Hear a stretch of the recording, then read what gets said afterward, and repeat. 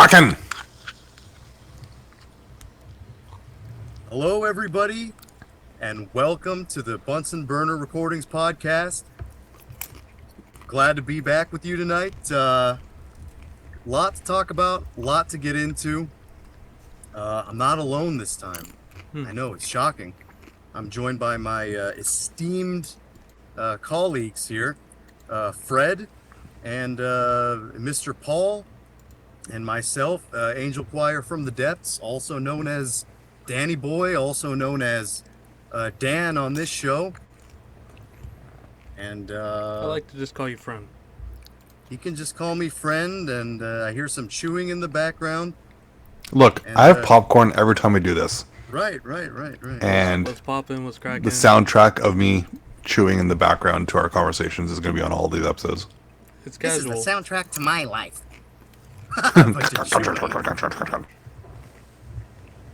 You might be a king or a little street sweeper. Sooner or later, you dance with the Reaper.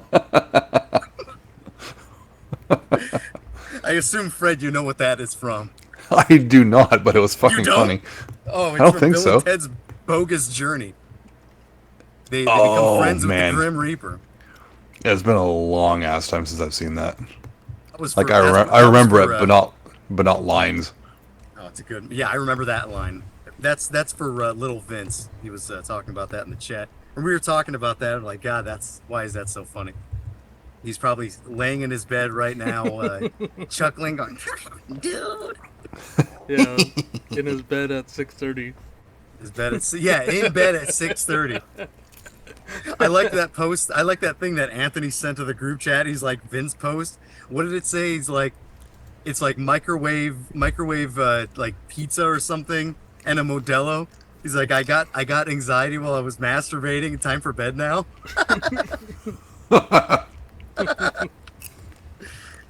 That's funny. But Wild. Just sent that picture of the new species of monkey that was discovered. I didn't see a picture. That the monkey that kind of looks like an old man. Yeah. Okay, I didn't realize that was a new, because I've seen that picture before. Now they just discovered him like last week. That's not a macaque. Mm-mm. What kind of monkey is that? Let's see. New monkey. Monkey. Google new monkey.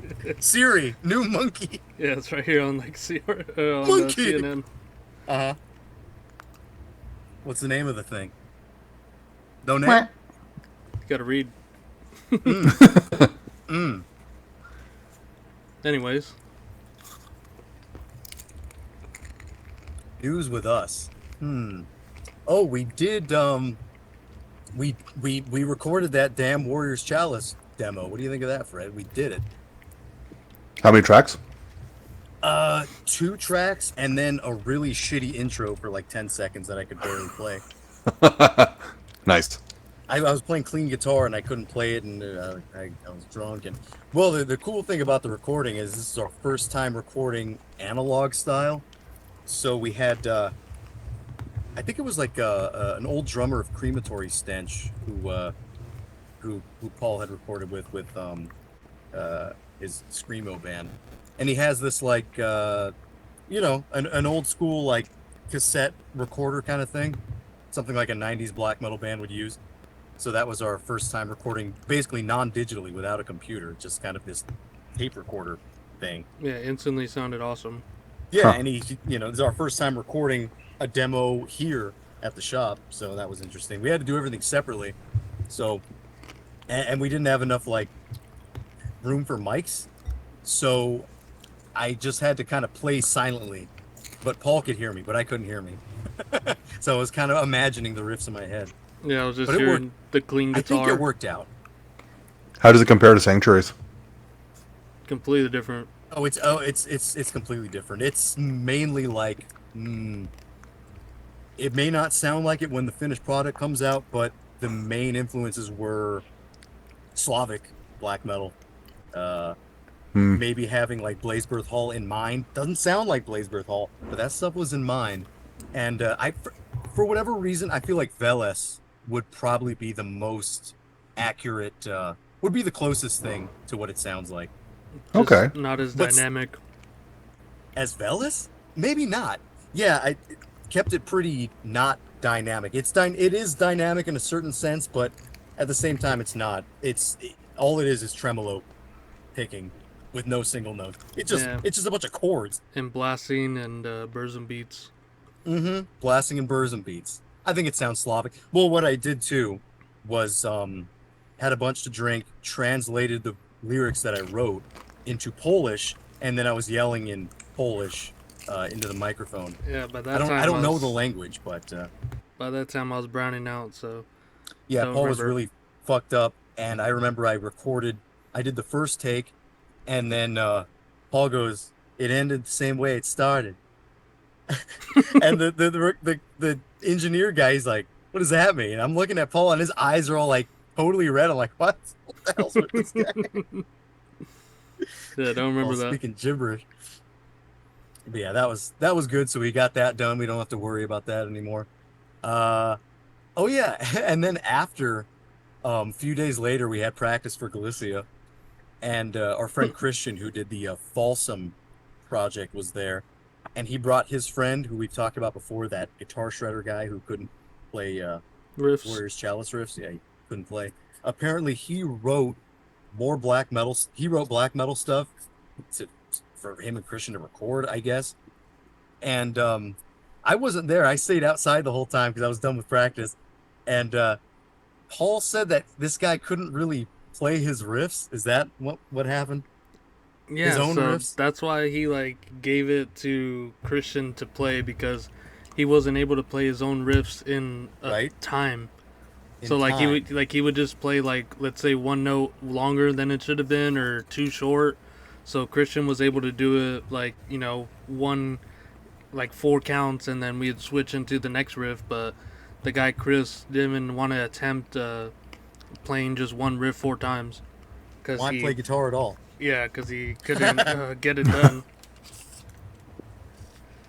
And then he's like, I could play bass, and he's No, you can't. trying to start a new project. I'm like, oh man. Yeah, they're trying to get us to start a mediocre project, which we're already chock full of. Yeah, we just finished one, and it feels good to Yeah, not have to feels so practice good. after this. Yeah, it feels great to be done with like new music. Yeah, but we were outside, and I heard the stuff that they were doing, and it sounded good. It sounded like Falsum. I guess what you would expect from kind of guys who aren't that like super into black metal would write. It sounds very Finnish. It sounds very French, without them even realizing that. It's like, oh, maybe Satanic War Masters on the table. That's like their influence, maybe. And I told the guy, or Christian asked, "What do you think of the song?" And I was like, you know what? I was like, "You want me to be honest?" And the other guy goes, "No, I don't care what people think about my music." And Chris was like, "Oh, be honest." And I was like, "Well, it sounded good, but it's pretty unoriginal." And I think we tried to get Christian. I was telling him, I was like, "Here, listen to this. Listen to this." We showed him Black Murder. What the hell else did we mention? I don't even remember. We were mentioning things that like bands really just aren't doing right now. Yeah. And so we're putting on some black metal, and this guy Chris, he's like, I'm not really familiar with this stuff. And then maybe a song later, I put on something else. He goes, "I'm tired of black and death metal." He goes, I'm over it. So wait a minute. You're not familiar with it. You don't play it. You don't listen to it, and you're over it? What? Yeah, and I was like, me too. Oh, I'm over it. I'm over it too. I'm so done with this.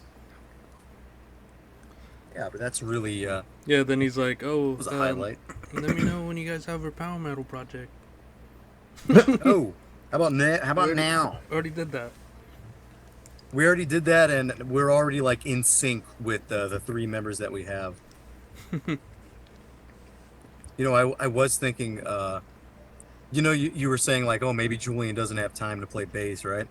Mm-hmm.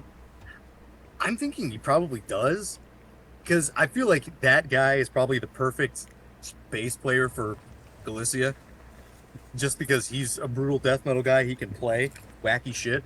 Yeah. And you're already cool with him. I just don't see any other. I don't see anything else happening. Really. Yeah, me either. Yeah. Besides that, Angel hit me up on Saturday because he thought he saw me at the gas station, but it wasn't me. He's like, that guy was wearing flip flops and a long sleeve death metal shirt. I'm like, it's summer. I'm not wearing a long sleeve shirt in summertime. Yeah, I just want to hit you up. He hit me up because it was a weird day for him. He was reminded of me the whole day. I guess he was looking up he was listening to Lullaby, and I guess he told me he was like scrolling through YouTube to find the Lullaby whatever, and he goes, "Fool, you did an episode on him? Sick fuck." Yeah, Paul. He was like, "Yeah, that the Canadians pick." I still like But that he- EP. Yeah, but he ended up showing me this circle, this black metal circle that's from Brazil. That's totally unknown to me. Maybe Fred will know some of these names. Above Christ. You know what that is? Doesn't sound familiar. What Yeah, about they rule? Mephistopheles? Black God demo, 1992. That, I mean, I've heard that name before, but I don't know if I've heard They them did a before. split with a band called Hather. I sent it to you guys. They're on my list of. Oh yes, I remember You this. do know that. Oh, you remember me sending it. No, they're on my want list because their my demos were Fred list. compiled. No, their demos were compiled and released by Voz de Marte Productions, and that's a really good label for this sort of shit. And I have been looking for that. Yeah, this stuff was all new to me, and I was like, that's actually a good idea because apparently he's doing some kind of black metal or Black Death that's in the vein of this Brazilian circle. And I didn't know they were part of a circle though. Yeah. He called and asked. He's like, "Hey, what kind of black metal you guys are doing? I want to do a split." I'm like, "Okay, perfect. We need a band for a split because we only have like 10 minutes of material, so we definitely need that." That's cool. See, band called Bestial War, same circle. Band called Bestimator, 1991. Bestie maker. Bestie Maker, besties, yeah. Okay. Invoker is another one. Offertory is another one. I remember Offertory. Offertory, yeah. So So how's this is this all circle new, from what you new stuff remember? to me. Apparently, Behemoth is also in that circle. That was the one I knew. I only knew Behemoth, Brazilian. Yeah, beginning of the school. But yeah, since we last talked, I pretty much got through all the Blazeberth Hall stuff. The 1999 Radical album, that one's pretty intense. That's the one with the swirling black hole on it. Is that one great? Yeah, that one's pretty great. I don't exactly know which one would be my favorite. I feel like the 1997 Cabelo I like that one, but it's slightly lacking the atmosphere, but it is the clearest, and it is the guitar riffs are very good in that one. So yeah, I'm not exactly sure. What do you think, Fred? What would be your favorite Granny called? The one you mentioned with the black hole, Frost Vision. Okay, yeah, that might be my second favorite. The Storm Height demo, Storm Height. like way back in '94. And the one I can never pronounce. It's like RDYANDILIR. Radiandalir. That one's really good. And yeah, I'd say those three. I like the Catharsis demo from Raven Dark. I thought that one was Yeah, that one's really good. the most apocalyptic release from these guys, maybe. Autumn Roar was really good too. Yeah, Autumn Roar is that one's extremely raw. Very, very raw, yeah. But the riffs on it are stellar. Yeah, and then off Hammer Creek, I really like the Nitberg track that's on there, Asgard's Flame. That seems to be the most I don't know, emotional kind of black metal song that they have. Because a lot of the middle Nitberg stuff was more sort of basic, what I would call like Viking or folk metal. It's like not as black metal as you would think. You know what I mean? Yeah, it's more Isengard sort of stuff. Right, right. Yeah, exactly.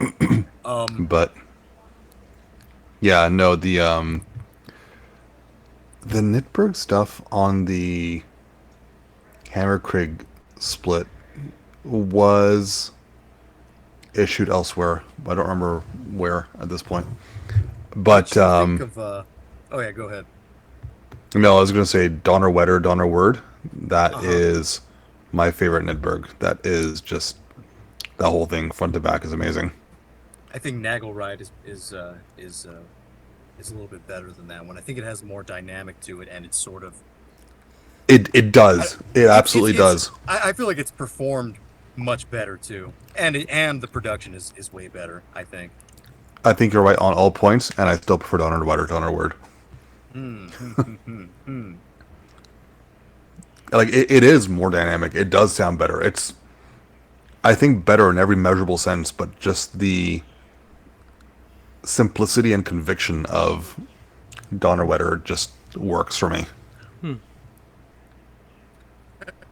But that's not surprising, right? Like, I always like the more stripped down stuff, and we'll find that out when we get to Sigh that I listen to the early stuff. And when I hear they get a bit more complicated, I'm like, man. Yeah, Fred's the Colt head. They don't get that complicated though. We'll get into that later. Oh, I wanted to ask you, what did you think of the Sternatus album? Because I thought it was okay. The album or demo? The album. I really liked it. Yeah. The major criticism I had is it took them, what, 23 years between the demo and the album, and 3 of the songs were from the demo. I'm like, bro, you had like so long to write some new tracks. I don't know necessarily. Is that what it is, that it took that long, or is it the way I see it is like, Caldred died, and this is kind of the give a little fucking respect. This is sort of the ode to him and to the Blazebirth Hall, because most of those guys are dead or have left. It is, but I mean, Yeah. Still, it's a new album, right? But that's It's a new album, but I mean, who's to say that it took that long? Maybe like the death of Caldred sort of ignited the want to do that. I think it likely did, but no, I thought it was a really good album, and the new tracks were great, especially the title track, Blazebirth Hall, and the re-recorded track sounded really good too. Oddly enough, on the demo, my favorite track on the demo is the instrumental outro, I think it is, and it just has this weird, like, groaning guitar sound. It sounds like the universe is just collapsing under its own weight. It's a really cool sound to it. Great demo. I remember reading it was recorded at Blazebirth Hall, but they're not considered part of Blazebirth Hall. They're just the only ones that were allowed to record there outside of the circle. Blazebirth Hall. But I think Caldrad was involved in the recording. He didn't just record there. I forget what he did. Yeah, well, apparently Temnazor is like not quite in the circle, but still like pretty close. But they didn't record at Blazebirth Hall, as far as I recall. No. I think what I read was Sternatus was the only band or project that recorded at Blazebirth Hall outside of the core bands. Yeah, because a lot of mostly Branicold and Ravendark, that stuff honestly was like, some of it's pretty challenging, so I did have to go back like a bunch of times and revisit those albums. Sternatus wasn't, so I only went through it once. But I did say it was okay. You said it was great. I'll probably have to take your word for it and go back and check the Sternatus album out again. I think the thing to remember with that album is that it's called Blazebirth Hall, and it's an ode to Blazebirth Hall. Yes. It doesn't necessarily mean it sounds like Blazebirth Hall. And I don't think he tried to hide that either. He's just like, this is to honor the Blazebirth Hall. I think that's the way I was seeing it. I was seeing it Yeah, as there's elements of it in there, but it's not going to sound like Branacald or Forest or whatever. Yeah. Hey, what did you think of Forest? Oh, I love Forest. I've always loved Forest. Forest has always been my favorite of the Blazebirth Hall, and still are. Which one's your favorite from there? Probably, I think it's the one from 1998. Let me see. It's Forest. Hey, the drummer from Branacald and a lot of these projects, Wizard, he was also in Forgot, part of that Far East division. Interesting. Mm-hmm. Oh, Okay. you forgot. I forgot. Let's see. Let me take a look at Forest here. Yeah, I think it's the 1998 one with the like purple cover. The one that I like a lot. I always forget which one's which. Let's see. Is it 1998? For Dooming. Yes. Okay, yeah. For Dooming, the Hope for Eternity. Yeah, this was probably the first one that I've heard. I don't know if it's straight up just because of that, but when it comes to the Blazebirth Hall stuff, all the shit that I've heard first from these bands has always remained my favorite. So this is my favorite Forest. The 97 Branacald is my favorite. The first Raven Dark is my favorite, and the Nitberg album. For Forest, I'm the same way. First one I heard was self-titled. I picked that up randomly, and that's still my favorite today. Branacald, the first I heard was Stormheight, so that's... Well, no, I heard Too Calm first, and it kind of just washed over me. Stormheight was the first one I got, and that one just like cemented it. But then the other ones I got kind of randomly.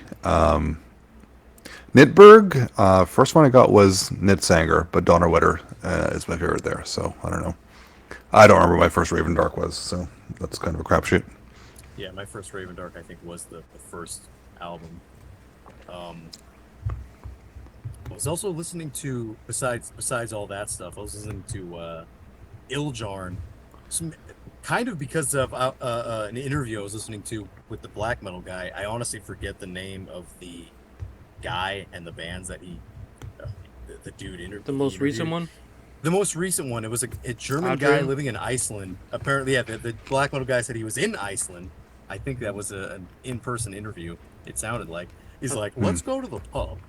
It's been an hour. Let's go to the pub. But he was sort of talking about the Icelandic scene, like Svarti Dowdy and Bestolendrifin. And, kind of giving a little bit of appreciation to that sort of stuff. I know a lot of people don't really care for that. The Icelandic scene. Oh, I like it. There's some good stuff in there. Oh, I wanted to ask you though, for Blazebirth Hall, did you want listening to the Wotan Solve album? Yes, I did. Like the for the most part, it sounds a lot like Raven Dark, but on it like it is Raven Dark essentially, right? Yeah, pretty much. It's pretty much another Raven Dark. But Raven Dark has like no, it's literally Raven Dark. Like he metamorphosed Raven Dark into Wotan Solve. Okay, well, and some of the tracks were released on Raven Dark compilations, but then I don't know if it's the proper release of it is considered a bootleg or not, but it was released as its full entity by Ragnarok a while later. I don't know if that's considered official or not, but either way. I know a lot of people really love that circle because of the sort of like very what would the word even be, like singular type of atmosphere that it creates. Like there's not really many other bands that can do that. I mean, there's been a few imitators. I know Last Awake is one of the ones that like did it successfully. That San Francisco band, which is especially weird because I actually have like a bunch of their cassettes. Frostwinds especially, that one really nails the sound. But there's another Russian band that I think intentionally played Blazebirth Hall Worship. I think they dedicated it to Blazebirth Hall. That newer one? No, this one's from like 2006. It's called the band's called Oskal, Oskal. And it was released on Stellar Winter as well.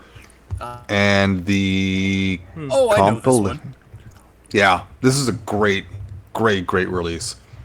And the CD has 2 demos together, I think, and it's fantastic, and no one cares about it. It's so cheap; you can find it anywhere for like pennies.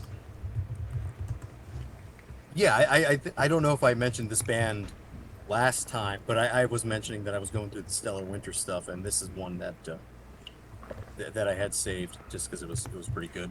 Yeah, Um, it's really I, good. I really like them. I was listening to Iljarn today, and I never listened to Iljarn, and I've never really I've listened to them tiny bits over the years, but not anything like giving them a chance. Hmm.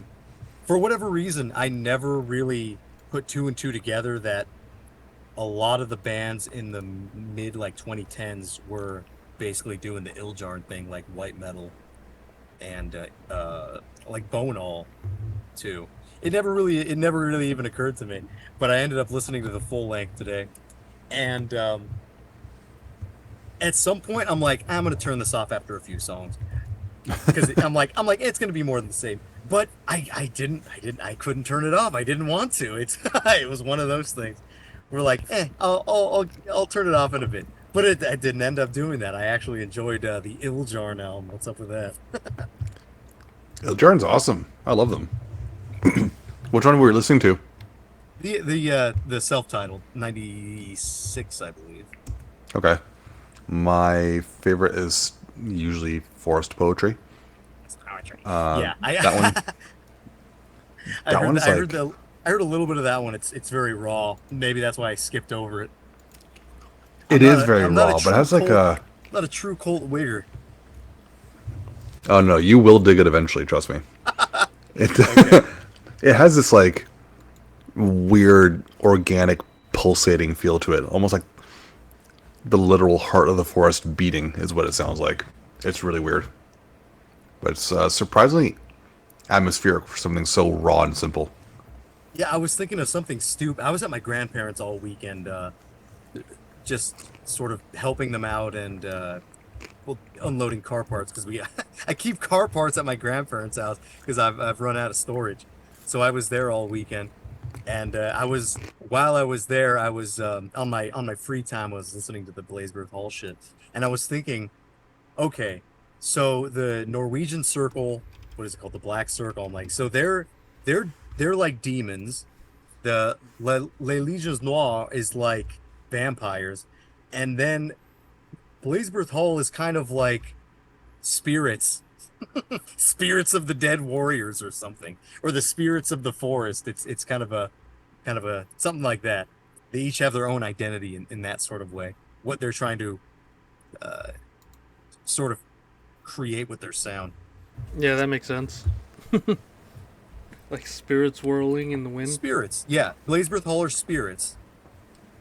Les Legion Noir are vampires. Black Circle are demons. So maybe that makes sense. Maybe I'm a gay retard for saying that. It's extreme. Yeah, we're extreme. This is an extreme metal podcast. You know, you mentioning Ildjarn makes me think of this. I'm sure I've brought them up before, but a Russian, I think the Russian. Miss Piss? No, it's. No, not Miss Piss. I'm gonna use the term band very loosely here because I'm pretty sure it's one guy, but Brockenbrock. We discussed Brack and Brack with Jub there. Yeah, like what a fucking weird little thing that was. Yeah, it is Iljarny. It is Ride for Revenge. You know what? I never realized that either. Ride for Revenge? Iljarn. Dude. Hmm. What am I, stupid? No, no. I see the similarities, but the aesthetics are very, very different. Uh-huh. Like the production style, everything. I can see why you wouldn't necessarily connect the two because I hadn't Yeah, until you mentioned yeah. that. Yeah, Ride for Revenge sort of presents itself as like a punkish Black Death. But But they really go you heavy know, on the bottom end, whereas yeah, Ildjarn is very, very trebly. different tones, different atmosphere, but sort of this in a certain way a similar execution. Maybe not Yeah. exactly the speed, but the way the riffs are sort of thought out. Maybe if that makes sense. Hmm. Mm. And something I wanted to get back to, or back to listening to, was a band called Nordreich. They're very good. Fred probably knows them. I think they're German. You know Nordreich, Fred? I know that I name's know. like, I gotta wrap my head around some NS band from fucking Germany. I know them, but not very well. Oh, okay. There's a demo they have They have a with some ton of like releases, very though. very coy looking Viking. Might want to bring that on. I from what I remember, it was extremely good. But yeah, I think it's possibly enough yapping from me. So, how about either of you two? Who wants to go first? Who's been up to something cool? Fred, Paul, the floor is yours. Maybe Paul, what do you got? Yeah, mine's Yeah, what do probably you gonna be got, Paul? quicker. What'd you say, Um, Mama? Be quicker. Don't be quick. Ramble on like you're writing an essay. No, it's just nothing's really been going on. Wow, that was short. Just yeah, I guess I'll go into some shit I've been listening to. Paul's just been eating crystallized piss. That's creative, at least. Yeah. What's it called? You know the band Thorazine? No. Yeah, I've been listening to that. Who? Thorazine from Canada. Oh, we're gonna have to send it in the chat, boy. Geneticide.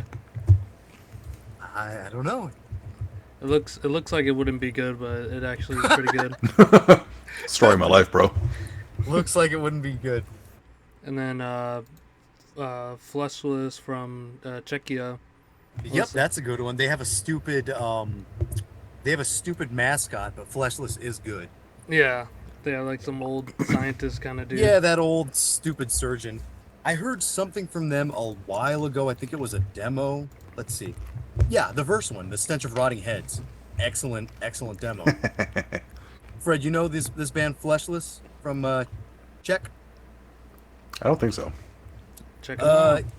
Yeah, if you look at some of their album covers, that really turns me off. This stupid old man surgeon.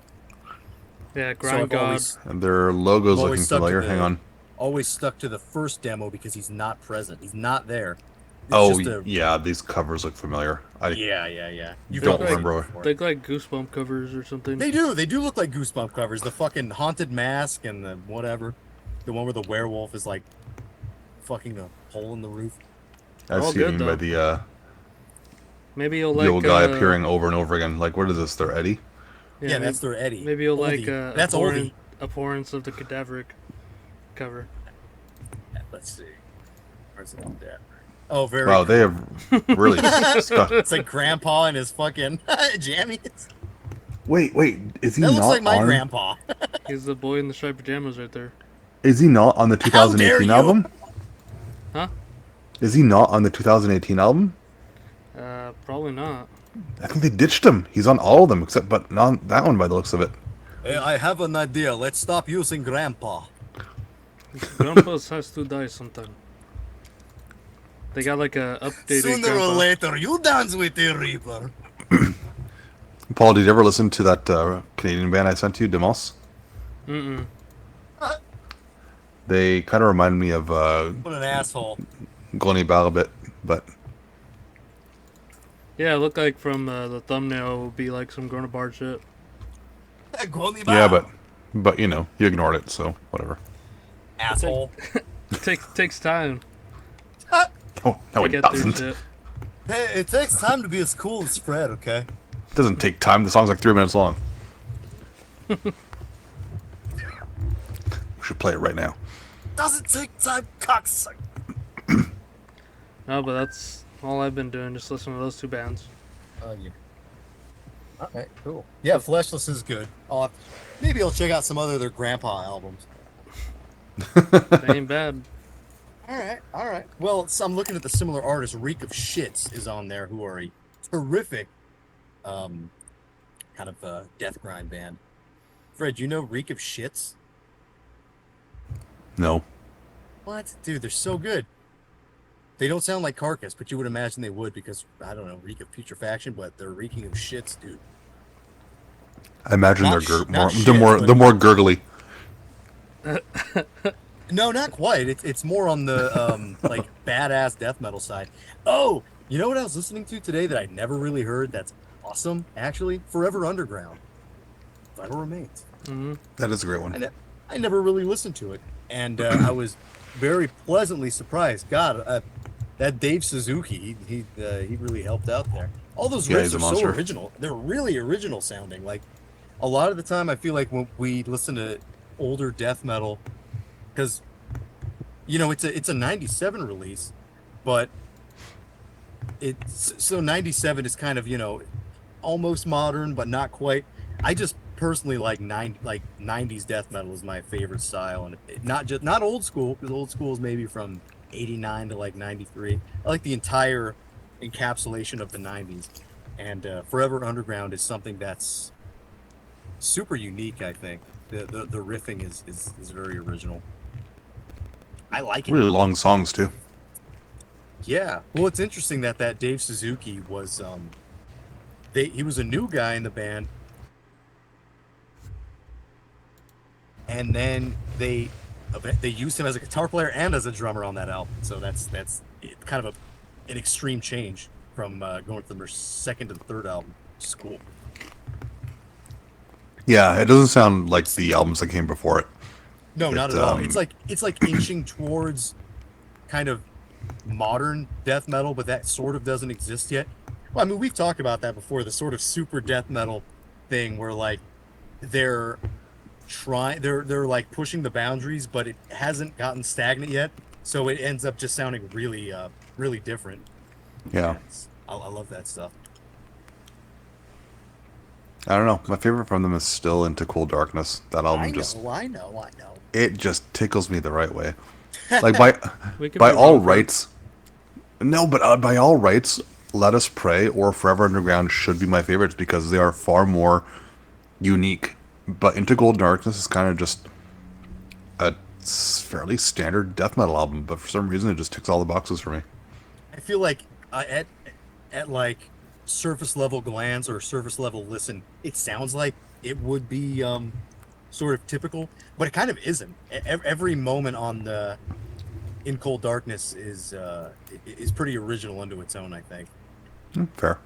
Yeah, you know what I'm saying. Fred should know what I'm saying more than anybody else. I know what you're saying. Well. All right, Freddie. What's Fred your been big up to? weekend? What happened on your big weekend?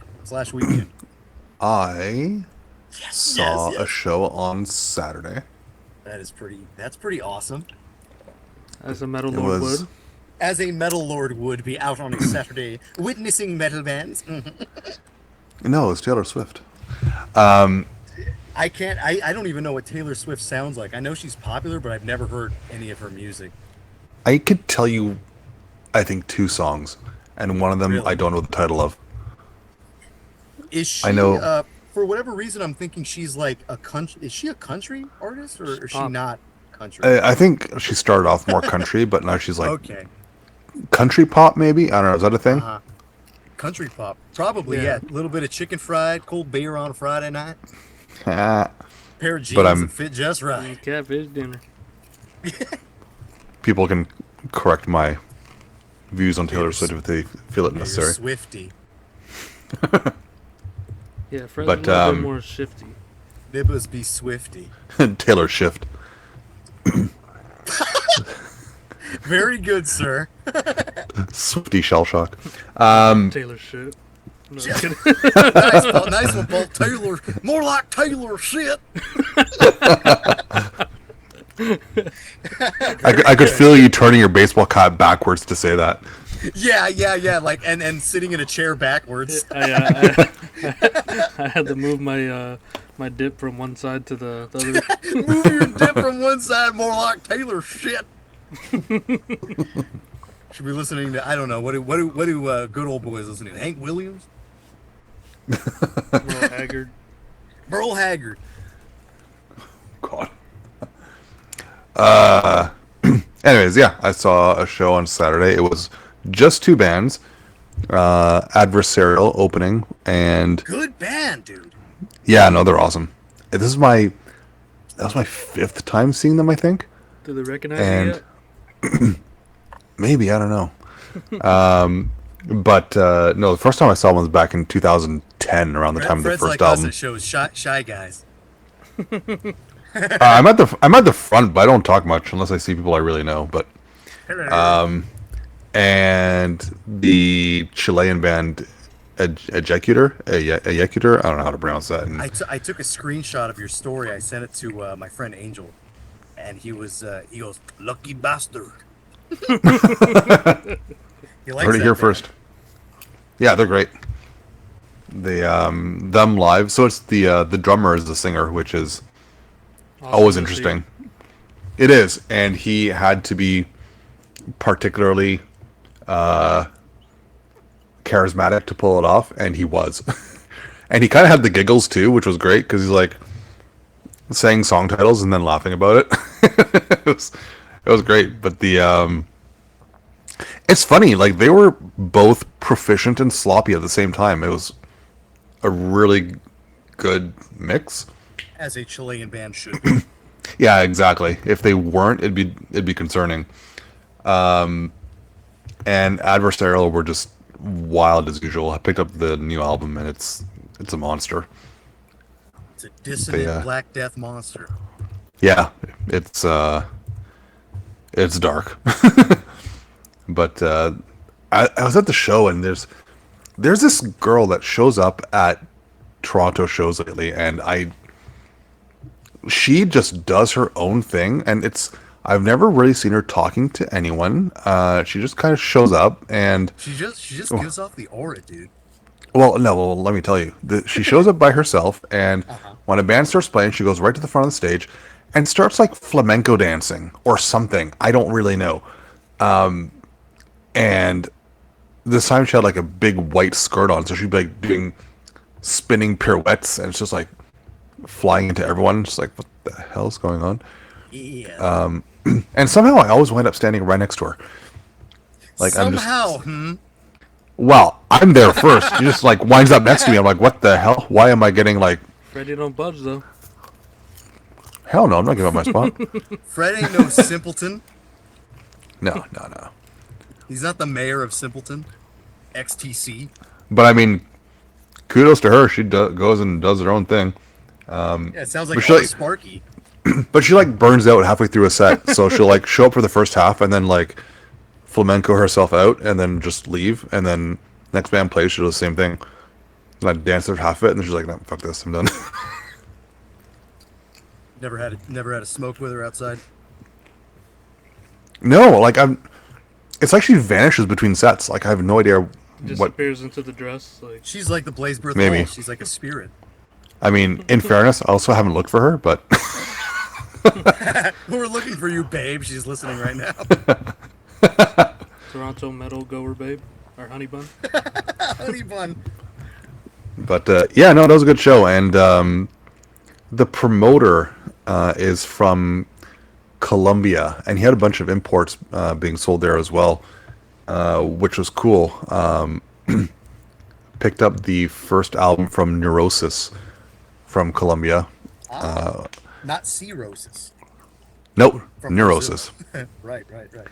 And the Tenebrarum compilation that has their first album and most of their demo, which is a little annoying, but whatever, we'll live with it. So that was cool, and Hear that? So that was the Colombian show. lady? Fix it up for Fred. yeah, what the hell? No, there's been an official reissue of the demo anyways, so it's available separately, but they didn't have that, so I just picked that up because why the hell not? You I also shoved saw- into, did you get your face like bruised or something? No, it was actually a really like chill show. There was No no moshers, moshing, huh? nothing. No, nothing. Like even like there was even like people weren't even standing up against the stage. Like there was like a healthy like 1 meter semicircle around the stage where people just chose not to go into. It's just they were just standing and watching politely, and they'd finish the song and everyone's like, "Oh, hey, this is good. Yeah, keep going." How Canadian. Yeah, and it was the most Canadian metal show I've ever been to. Is there usually Yeah, I thought usually you an guys were active supposed to crowd? be feral motherfuckers. Uh, Just a musician. It depends on the it does depend on the crowd and, like, generally speaking, the size. This was a really small show. Like, not a lot of people showed up to this. I don't think a ton of people really knew about it. This is one of the smaller shows I've been to lately. It was I mean, I don't think it had a. Well, no, the promoter was that Colombian guy, but I don't think he really posted it on social media too much. So it was It was like not very well. Ask a metalhead, and you'll know. Yeah. But That's your website, Ask a Metalhead. It's like Ask Jeeves. Instead of ask a punk for the address, Yeah. ask a metalhead. But yeah, good show. That was a good time. And I saw the new Alien movie. I've been seeing spoilers coming out about that. Yeah, what's the It's, verdict, Fred? Is it good? It is good. It is hands down the best Alien franchise movie since '86. I like it better than yeah. You like it as much as 2 or Aliens? No, Aliens was 2. It's the best one since then. It's better than Alien 3. It's better than Resurrection. We're not even going to pretend the AVP movies exist. And Prometheus was better. I haven't even seen the new movie, but no. But it does honor what Prometheus did, though. It does bring it up and incorporate it in a way that didn't piss me off. okay, as long as Fred's not pissed, the world will still spin, I think. No, probably not. But what else? Yeah, no, it was well done. I'm not going to give any spoilers, but one of the major plot points is that so the basic plot is some misfits or people or like young adults who are committed to working for Weyland Yutani on this sunless planet have to work there for another like God knows how many years before they're able to travel off world. They detect something in the orbit, so they decide to go see up in their own spaceship what it is to see if they can harvest some cryopods to go into cryonic slumber and into a different world. And it turns out to be a space station. So obviously the rest kind of writes itself that there's a alien on board. But the cool part is bud. like Spoiler, bud. I love decrypting. there's an alien in there. What? No, but the cool thing is it's actually a space station, and they find out as they get to it that it's falling into the rings of the planet, and they've got a certain amount of time. Yeah. So that was actually a pretty cool element. So it kind of added an extra level of urgency and danger to it. But Urgency and danger, decrypting the cryopods. Sounds like my kind of night. yeah, Take shit. the last act was pretty wild. Any Romuli come up or just aliens? Any what? Any Romuli? No. No Klingons, no Borg, no Cardassians, no Ferengi, No whistling No, on the podcast. no Andorians. I could name Star Trek aliens for months, so we should probably move on. There are Paul, more. did you see that? Paul's like, keep going. Paul, did you see that Massacre is playing in November? They're going to be doing the From Beyond set. Ooh. No, I didn't see that. They're going to be playing with Sadistic Intent. How about that? I think I'm going to go because I like From Beyond. I want to see that set. From Beyond's great. Who doesn't like From Beyond? I love From Beyond. I don't We think I've covered seen From Beyond many moons ago. I don't think I've seen our hometown heroes, Sadistic Intent either. Yes, you have. When? In 2013 at the Jesse Pintado tribute show with Repulsion, the Grindcore show. That was a Scion show. No, it wasn't.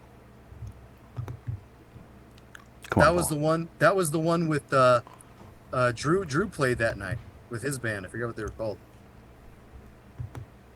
It was Repulsion and Sadistic Intent and Excruciating Terror.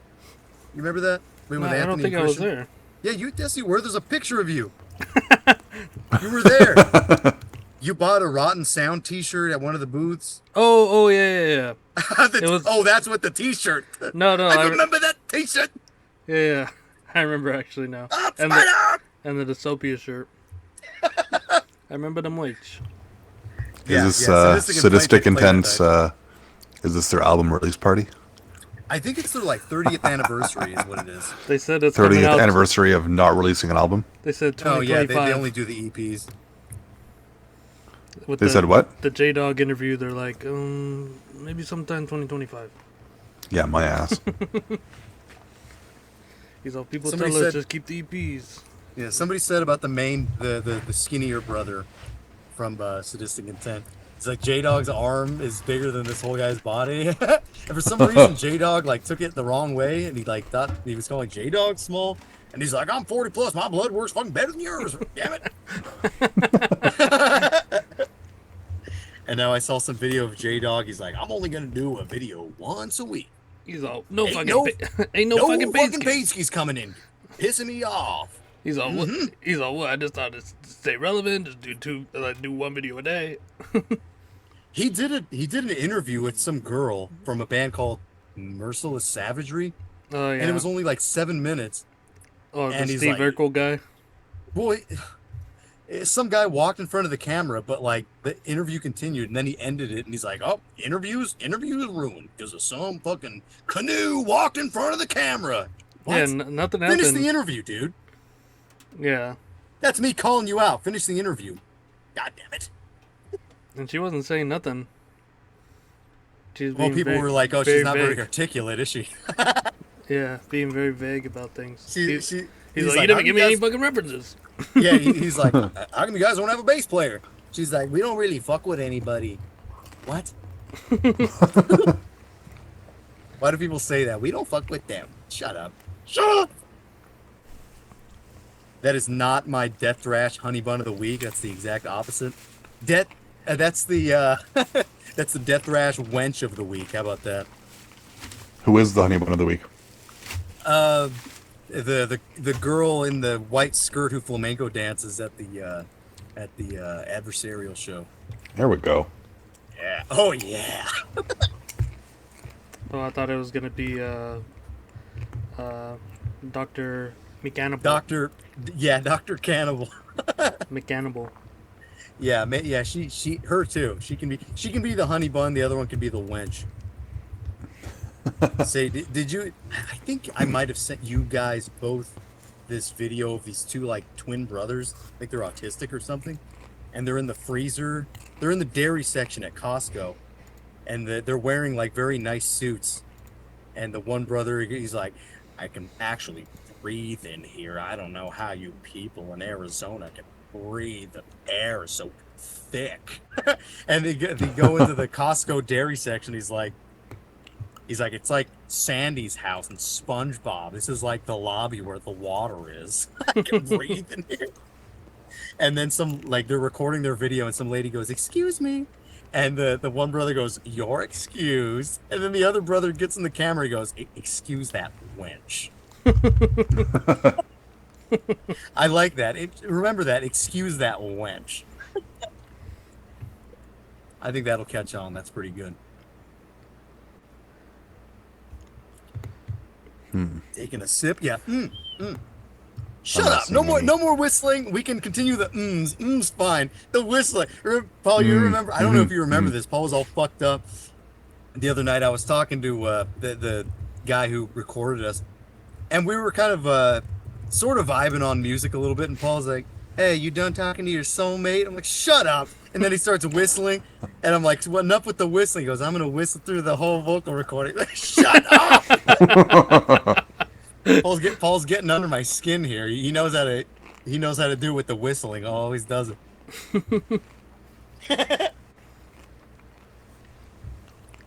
Yeah, but with that, should that. we take a little 5-minute break? And then we can get to Exactly. Dude, I was going to make that same joke, but you did it already. Fuck Well, you. No, I'm just kidding. I got there first. You did, you Canadian bastard. Time zones. Time zones. Yeah, that's true. I'm 3 hours All right, ahead. That's why Paul. I got there first. Yeah. All right. Press the pause button and we'll take a 5. How about that? Taylor Swift, more like Taylor shut. 3, 2, 1, go. Cracker. And we're backing. Oh, fuck. I just got my drink on my nose. Thanks. Yeah, the warden just got back from loading up his rubber bullets. He had to confiscate a squeaky toy from one of his inmates. Look, we would have had just like through the rest of the episode. Unacceptable. Your imitation of a squeaky toy sounds awfully close to your imitation of a pig. And to my guest vocals. That's the squeaky toy. Fred, we need guest vocals. Done. I do remember the Heaven's Gate intro. I called the audience pigs or piglets or something, and then Fred starts making that noise like. Amazing. Yeah. Wait, I'm not did I exactly just call myself amazing?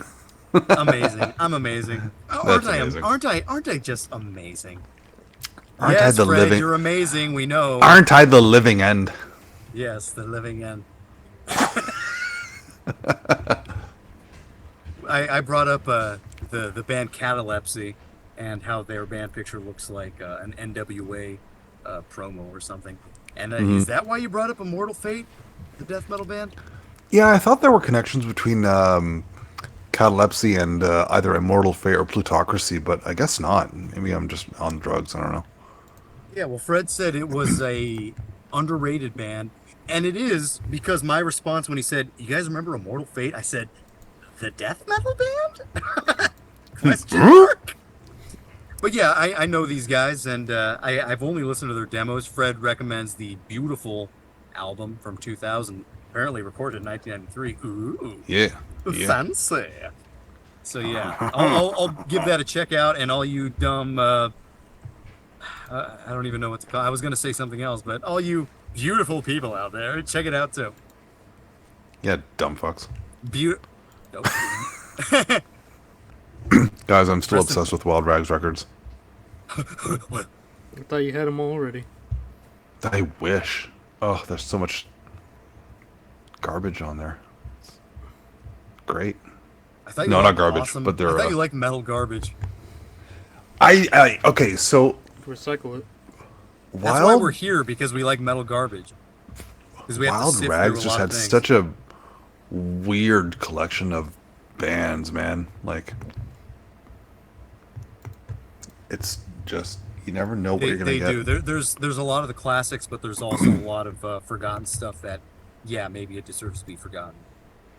Some of it, maybe. Some of it is really cool. Not that there's anything wrong with that. Oh. So I was listening to one of the bands on Wild Rags, Angel Kill. They had quite a few releases. Fun side story, my copy of the Wrath of Satan's Horror cassette, I remember buying on eBay off of the guy that was an Angel Kill. True story. The album, fuck, what album was it? Is it Bloodstained Memories? Yes, there's a song called Carnival of Lost Souls, and about like halfway into the song, there's solo that does the circus theme. It's something. It's fucking great, is what it is. I love it. I don't know Angel Kill, but the Bloodstained Memories cover looks promising. And Wild Rags, so All right, they're from Iowa. They look cool. They're in front of like some sort of church or something.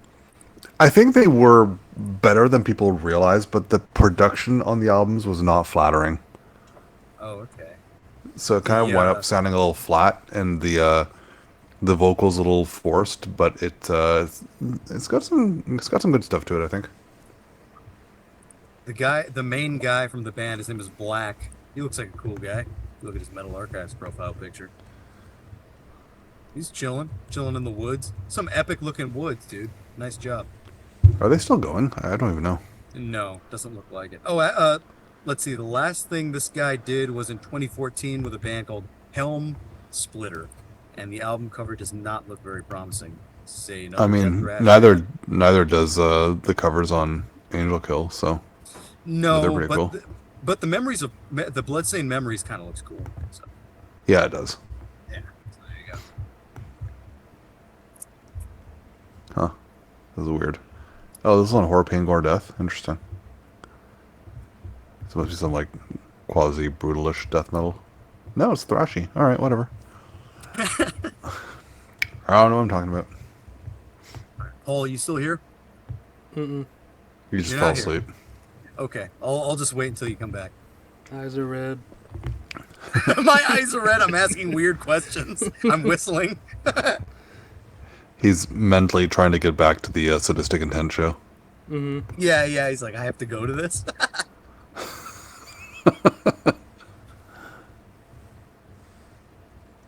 So, back. Dan, Yes. why are we here? Well, today we are covering Sigh, their 2007 album, Hangman's Hymm, Musikalische, Exequien. Well, Why? we all know. Because we all know Awesome. Sigh. Everyone knows Sigh. I think Radio Free Innsmouth did about 3 episodes on them. But Ooh. after we talked to Jub on episode 41, we mentioned this album, and he said he hadn't listened to it, and he assumed it was lame. It comes out right after Gallows Gallery, which is probably my second favorite Sigh album behind Hangman's Hymm. And it might sound weird that Hangman's Hymm is my favorite album, but I feel like if you listen to it, it might actually not be that weird that it's my favorite Sigh album.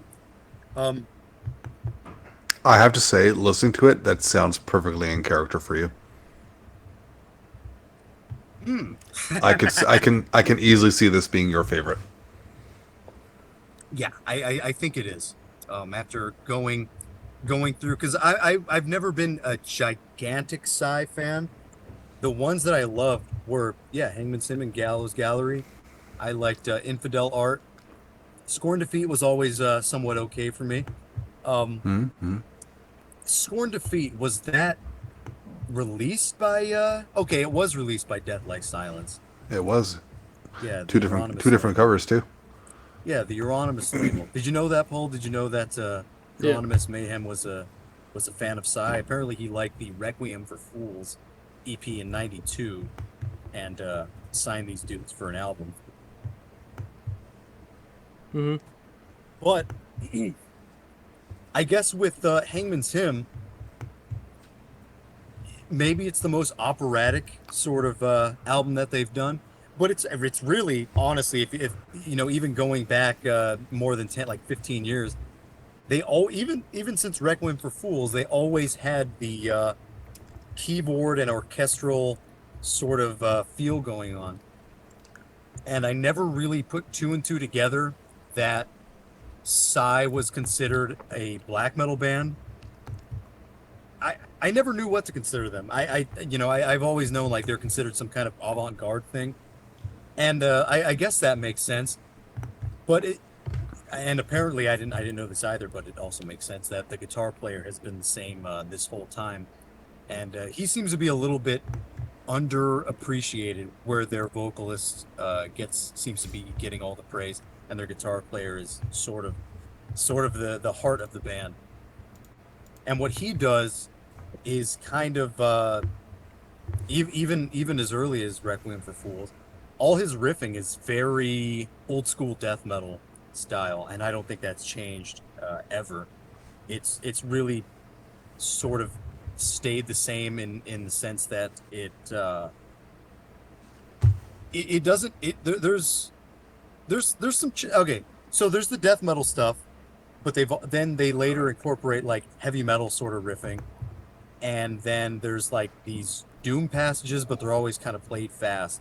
So in a weird way, Sigh is very riff oriented towards black or death metal, I think. Hmm. Yeah, and with Hangman's Hymm, as far as I can tell, they start off as doing the black metal thing, and then as they go on through the years, they start incorporating the heavy metal stuff and the like 70s prog stuff, and all that makes sense, and it fits with their style. But with Hangman's Hymm, it seems like it's sort of more clear, and sort of the narrative and the flow of the music makes more sense. It's also probably, from what I've heard, the most evil Sigh has ever sounded, and the lyrics are very intense, despite maybe like a first listen being like, "Oh, this is silly." It's actually not silly at all.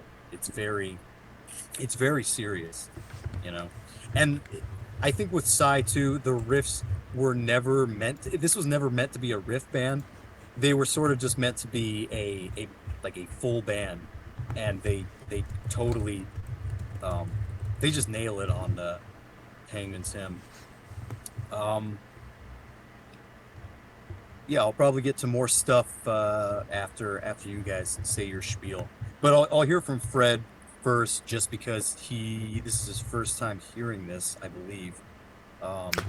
Yeah, it was. What do you think of this year? It's fucking wild. Fuck me, right? Huh? I said fuck me, right? No, just kidding.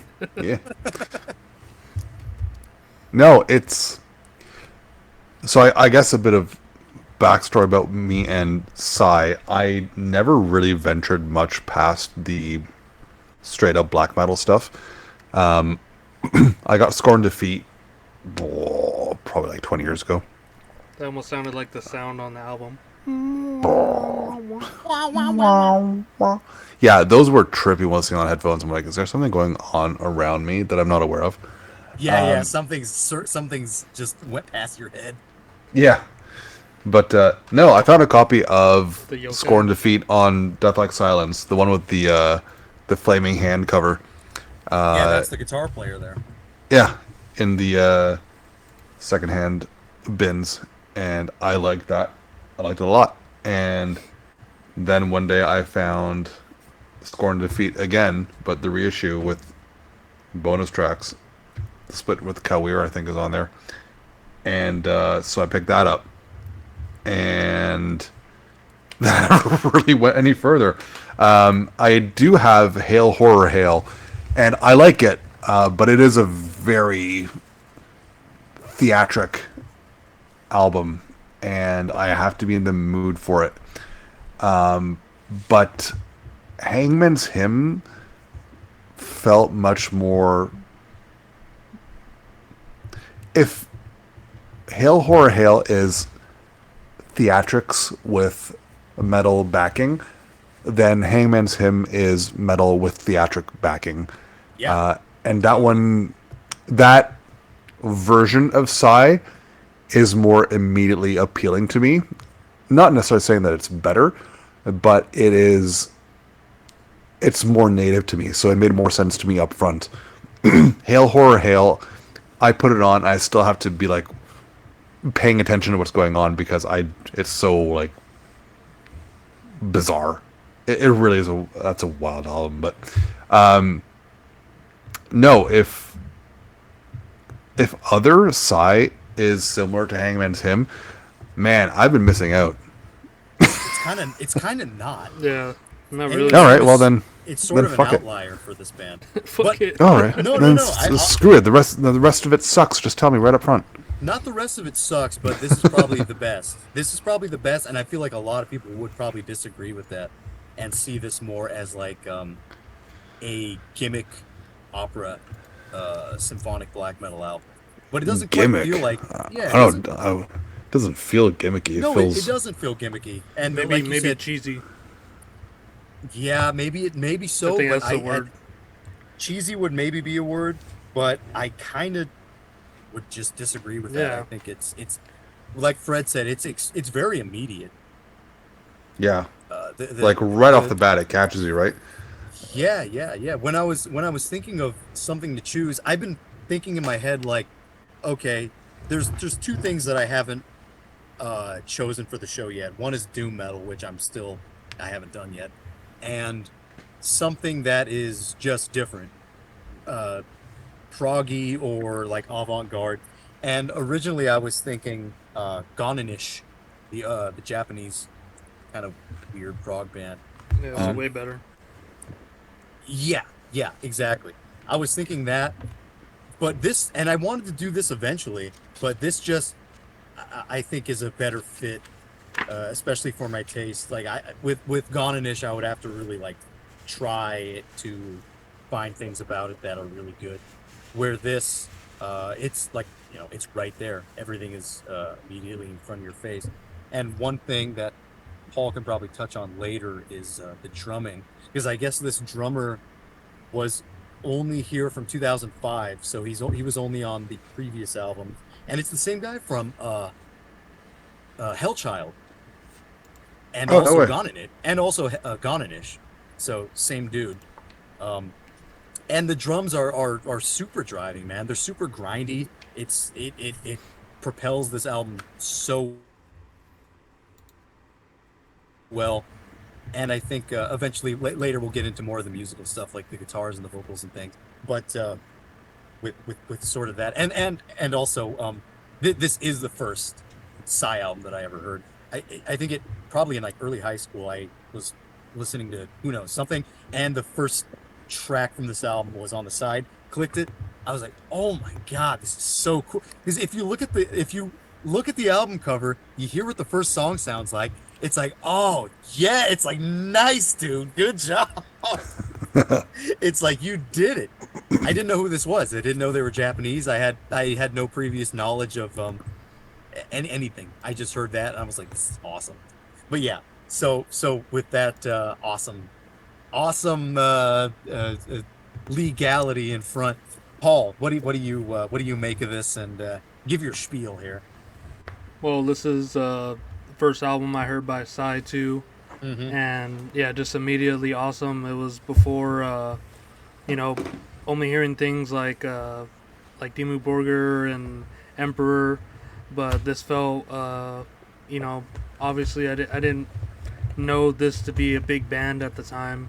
So when you showed it to me and they had this sort of sound that was just like completely an original take on that Yeah, style. and I think it still is. Psy is just a totally original sounding band. Yeah, And that like is interesting. It is interesting that you say that because you weren't super um you didn't know a lot of black metal at that time, right? Like early high school when I met you. yeah, probably just the more the bigger names that you would Mm.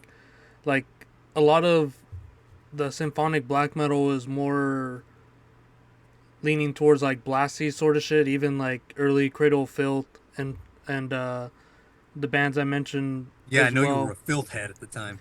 But like this has a lot more to do with like symphonic power metal, like Angra and Rhapsody of Fire and shit too. I think with the riffing, because I think I'll argue with you about it being death metal centric. I think it's way more power metal centric because I think it's both. I agree with you, but yeah, you can go ahead. I could definitely see power metal centric. yeah, because you touched on it saying that this band isn't like really a riff band and it's kind of more song based, which a lot of power metal is besides like solos and shit, which Ah, all these songs do have. good point. So it's like these are like total orchestrations, and I think the fact that Mirai was like writing all this shit basically by himself, because you can tell like the sort of foundation was laid, and then he threw all this sort of symphonic like piano and all this other sort of classical instruments on top of it, just like the keys um, over it, which really made it its own. If you look at the complete lineup for this album, there's a shitload of people involved. There's like 6 choir vocals. There's like 4 lead guitars, like extras. And weirdly enough, James Murphy from Obituary Disincarnate mastered this thing. So that's kind of interesting. Oh, wild. Yeah. Yeah, so I guess he like sort of was like conducting that sort of shit and putting it all together like his vision, because this has always been his band from the beginning, you know. And yeah, just from start to finish of this album, it's just like immediate, intense, and there's some points towards the middle that are a bit like my mind wanders a little bit, but with the rest of the album, it'll bring you right back in. And the cool thing about this is like this is the first sort of album that I realized that they were playing different parts or same parts from different songs, like doing motifs throughout it. So it's like when your mind wanders, there's a lot of callbacks. Yeah, when your mind wanders, like you'll hear something that you heard like on the first or second song, and you're like, oh yeah, shit. this is one full album. This is not just yeah, like sure there are bangers on here you could just listen to one off, but like to get the full picture, it's going to be an album listen for everybody. And I mean that's not discrediting it at all. Like each song is great, but the full picture is the album, and listening it from back to front is like I think pretty much the only way to actually get a grasp of what's going on here, because honestly a lot of symphonic black metal and shit doesn't really compare to this at all. From what I hear, it's put together so fucking good. Like we'll get into that when we get into all the songs, but because it's like right. You'll usually have like the more soundscapey bands. This isn't soundscapey at all. And then you'll have the crazy extreme of like playing all these arpeggios over like all the riffs and stuff. Like you'll get into like Balsa Goth or something. Yeah. But this is like I just closest to, like I said, power metal and like Emperor in that way, being on the line of like perfectly balanced metal and symphonic instrumentation, and then also having some sort of like cinematic soundscapes here and there too to color the rest of the white noise of the album, you know. Yeah, I totally agree with you with the power metal thing, especially where like the solos come in. But for some of the main parts, when we get into the first sample, pay attention to what the guitar is doing, because I was listening to this, and this is not just like for this album, it's for like all of Sigh. But the backing guitar is something that like an old American death metal band would do, like More to Scold or something like that. I was hearing more like modern, like yes, exactly. The guitar's tuned a bit higher. If it were tuned lower, it could be like, oh, some new old, like quote unquote old school death metal band is playing, except they don't have everything else kind of backing it. You know what I mean? And even for like a Japanese band, these guys are, sticking out like a sore thumb in that scene as well, because you'll hear like more melodic bands out of Japan, and they're a little bit more on the like metal chorus side of like At the Gates core. Yeah, a lot of them are totally. And like you can hear some sort of leanings in that, but it's played in a way that's like not doing the Castlevania thing, you know. The thing about Sigh is like they do a lot of weird stuff. They're an avant-garde band that like could be considered artsy, but at the same time, I can't really imagine anybody else being their fan base than metal people. Like it just doesn't make any sense. They're a metal band. I was reading 100%. I was reading like an interview too. It's like Mariah like doesn't consider himself or Sigh to be avant-garde. He's just like, I can play these instruments and I'm just throwing them in my music. Like it's not beyond me, you know, and maybe beyond the listeners and stuff. But I get that though. It's not that far-fetched, and it's not that over the top. For some people, maybe in their head, like at first glance, oh, it's over the top, but it's actually not.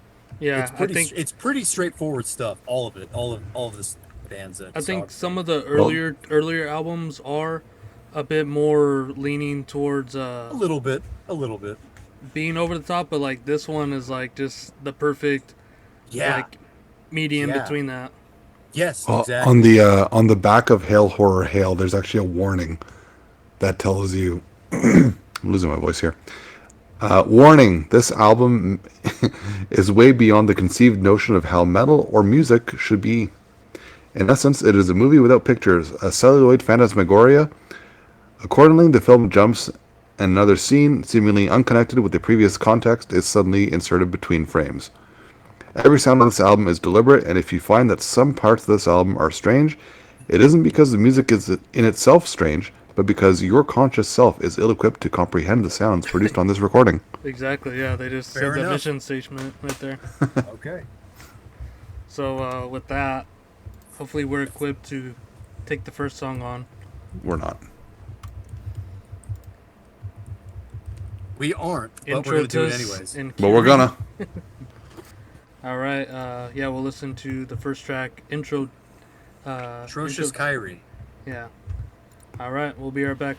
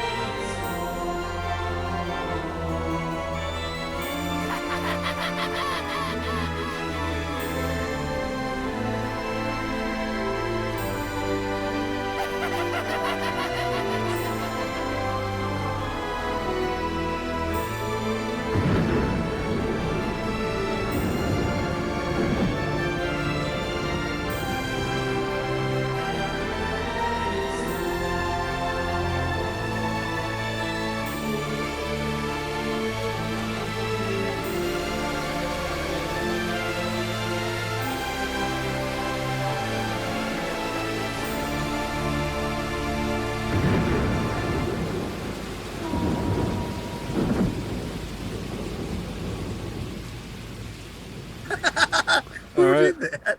we're back from the first From a and fart. second track. Amazing band that just starts immediately and doesn't let you go. No, that sucked. I'm afraid you're gonna have to change your thing here, Fred, because I didn't. Well, if you insist. So that I was under the impression that that first little few seconds was actually the intro, and the entire track itself was Kiri. Oh, the But intro was dun-dun-dun-dun-dun-dun-dun. yeah, but if I understand Paul, he's saying that no, that entire thing was the introitus, and the Kyrie part is just the weird, creepy stuff at the end. But again, that's just an opinion. I don't know. I mean, but it makes sense too because that I like your take better. If they did that, that'd be awesome. But I feel like it's probably the other way around. I think you're right because like that exact sound comes through the song as well. So Because I'm there's guessing more of that's- a like distinct change there rather than like doing the little spike keys and then going into the song that has the same exact points coming in later too. yeah, but so that was my pick, and just because of how immediately it grabs you, like this is they don't waste any time except for like 3 seconds of intro. Come on, guys. But it takes you in so many different directions so quickly. And I made some comparisons that I don't think anyone else agreed with, and that's fine. But some of the more intense parts with the more keyboards in the back kind of remind me of Nocturnal Mortem, Knee Christ, and Gates of Blasphemous Fire specifically. That might just be my head making associations that other people aren't necessarily going to hear, but that's what I got. You could be wrong. Yeah, I likely am, but that's you know what that's where my mind went, and I'm sticking with it. Yeah, and Like- just like this whole album and this song are entirely just catchy. Lyrics, guitar solos, riffs, sections, and even the sampled laughs and stuff. It's like at first you're hearing that sort of stuff, and even that weird like you hear Yeah. that, and it's like perfectly placed and like going on the first and third repetition of that section after like the rolling sort of doom part, but everything is just like so purposely catchy, like it, like even how out there they're going, it all is just still memorable and catches the ear immediately. It took so long for me to realize that that sound, whatever the hell it is, like 2 or 3 times I listened to this on headphones, I didn't realize that was part of the album. Like, what the hell is making that sound in my house? Like, it's just, The Oni. the yokai. That was Michael Jackson. but like that kind of just tells you how well placed those are because they're trying to make you wonder what the fuck is going on. It worked. It infiltrated into my real life. It transcended the music and just made me wonder what is happening in real life outside of this music that I'm not catching on to. I never really. I mean, it makes sense that this would be sort of a concept album, but the concept is sort of vague. I don't know if you guys caught on to that, because it's called Hangman's Hymm, Musikalische Exequien, and I had to look that up because I didn't know what that was. Apparently, Musikalische Exequien is funeral music that was made for the Count of Germany in the 1600s, Henry II. And apparently he had a part to do. He planned his whole funeral. and he planned for an orchestra and choir to write music for his death. And I listened to that, and I didn't hear any immediate, like nothing was copied. So, something I was going to bring up is like all the orchestral parts that are extremely catchy here. Apparently, they aren't taken from the actual Musikalische Exequien. It's maybe loosely based on this piece of music and the history of it.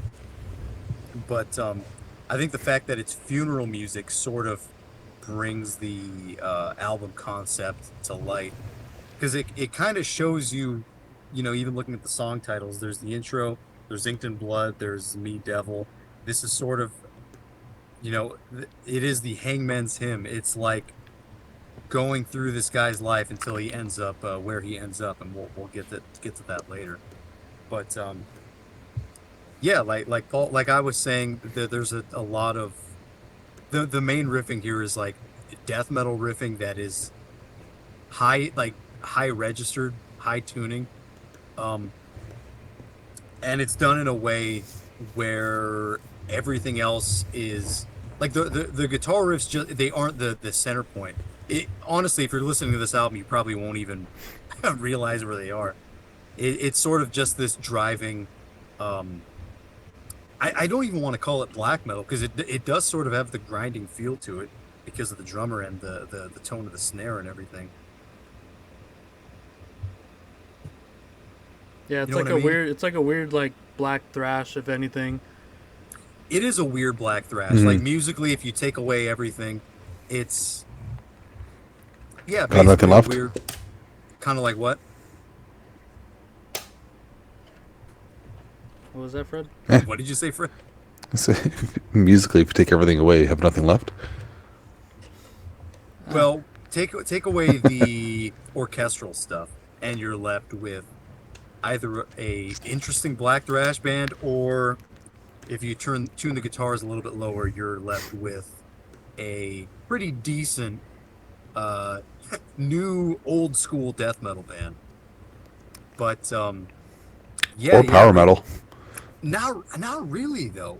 I mean, the riffs are not power metal. I mean, would you argue with that, Paul, that the riffs are power metal? I would say they aren't. I think they are. I don't know if them are. Some of them are. I don't know if the riffs are necessarily, but the way they're performed in such a frantic manner kind of makes me think of power metal solos. So like the entire album kind of feels like a power metal solo, if that makes any sense. It doesn't, does it? No, it actually makes total sense. I was thinking the exact same thing when I was listening earlier. But I guess coming in from Gallows Gallery into this, the vocals sort of return to a black metal theme.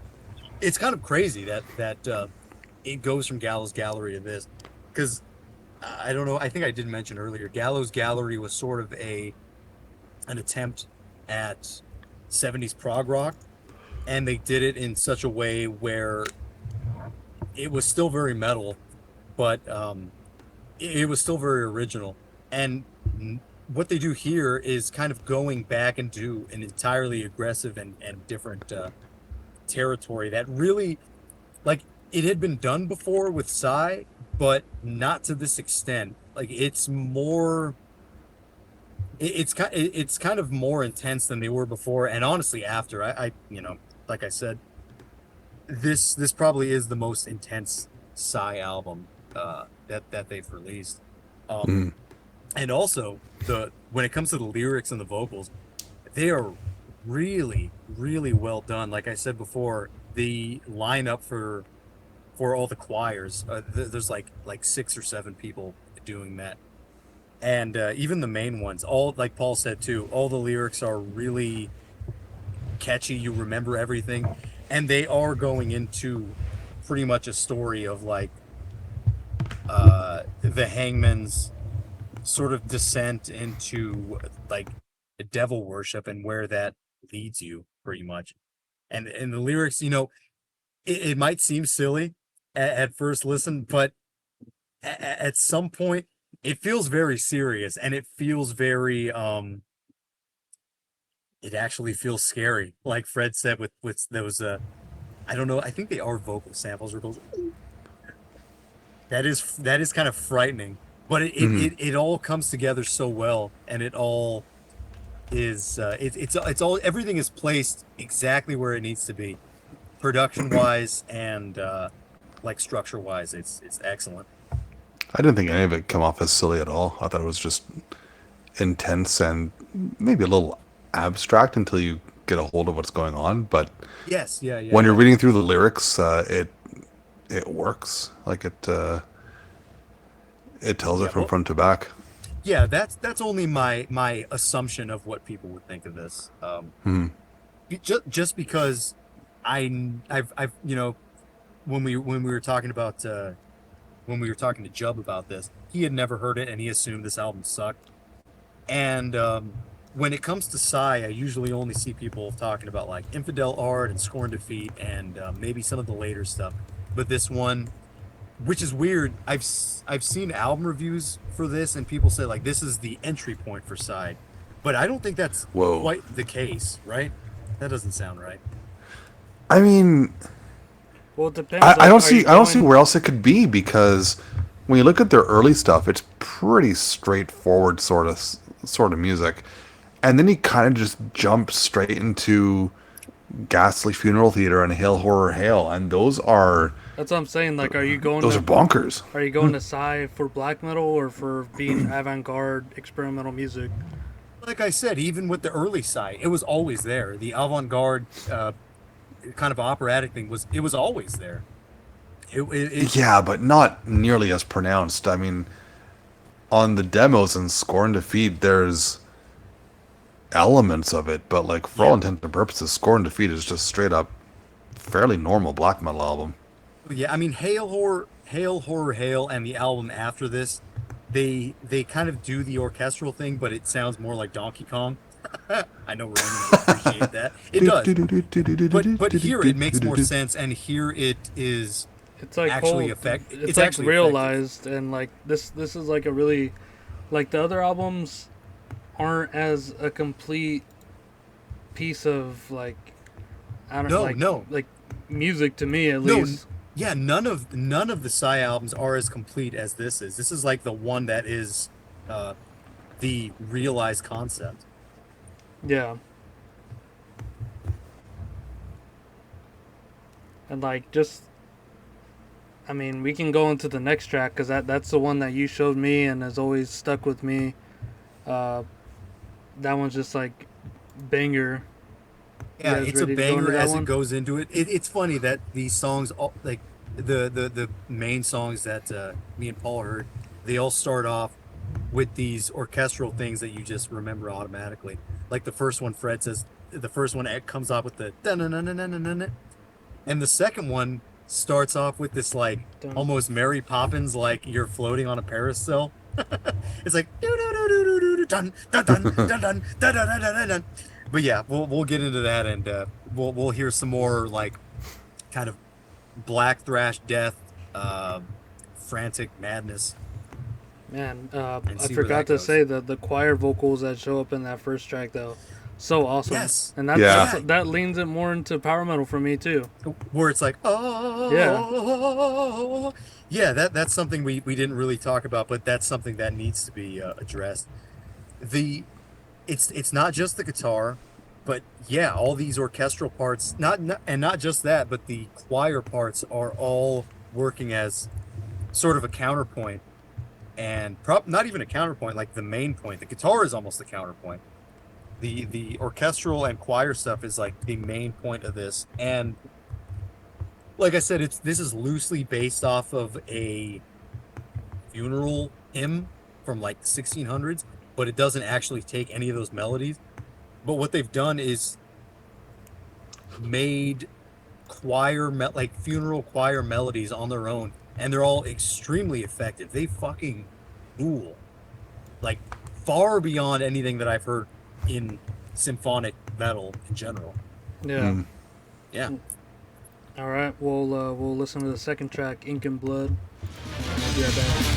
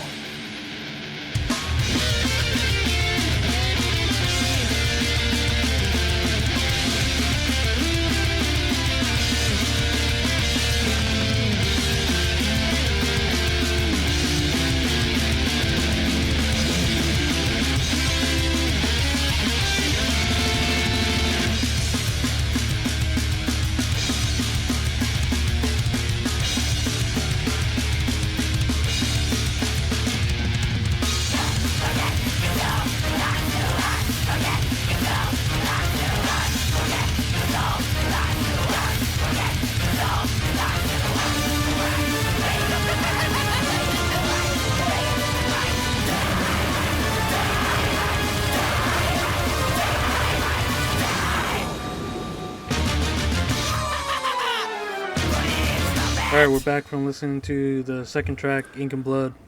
Woo! That is just straight up black thrash, isn't it? Well, the awesome thing about the way that this album is structured is it's cut into 3 acts. So it's like this first one is just like attack, attack, attack, and then they go leaning more into the more symphonic side with the second act, and then the third one like brings it all together. So right now we're just getting like the most immediate part of the album. We're getting the attack, yeah. Yeah, and for them to go from the first track, which was already, a banger. Yeah, it goes right into another one. Another banger. Yeah, and like starts off with another, keyboard motif. Very short. Yeah, like Paul said, a nice motif. And then from there, all the riffs are just like drum beats over, or like fast drum beats over like doom riffs. They're like really long held legato notes. Typically in the lower register too, it's like dum dum dum dum dum dum. But it just has like that grind beat the whole time, just the skank going right over it. And whenever the music drops out and there's like no drums going on, the guitar riffs bringing it back, I just love the kick snare. Like they do that like twice in the song, and there's 2 solos I think they do it here like too. 3 times. Yeah, and there's like 2 solos in here, and then they have like 3 hooks. It's like, don't forget your soul belongs to us. Yeah, they're like it's just insanely catchy every aspect of this song, and Yeah, it's they know when to stop the riff, let the guitar go, brrr, and then yeah, and like Paul said too, and like I mentioned at the beginning, yeah, all these riffs, they a lot of them could be doom metal riffs, but they're played with just like what's even the word, like like just frantically. sustain like yeah, I don't know.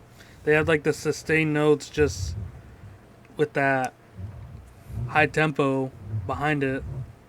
So it's like you don't even get to hear the like slow version of it. It's just like this is what it is, and you kind of Yeah, have to like accept Yeah. it. yeah, there's Deal definitely with it. there's something definitely to appreciate here because it's like at some point I can see why normal metal people who are like fuck keyboards wouldn't like this, but at the same time it's like this is more extreme and more upfront than a lot of your favorite bands, who you are, you know what I mean? And I feel It is like more other extreme. symphonic black metal was extreme in like an overboard sense, where like these are actually like J Dog says Tootskis.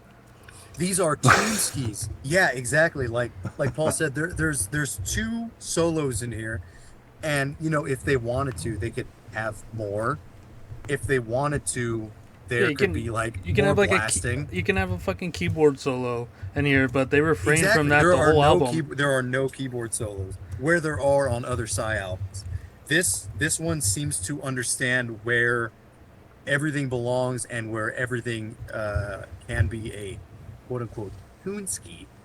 Well, I think like even like showing what Mariah did, it's like vocals, piano, and then orchestration. So it's like it's not so much like oh there's a guy just playing these parts and he needs to shine and stuff. It's like he's conceptualizing the whole piece of music and putting things where they need to be, arranging it and having the parts written out and then performed by other people.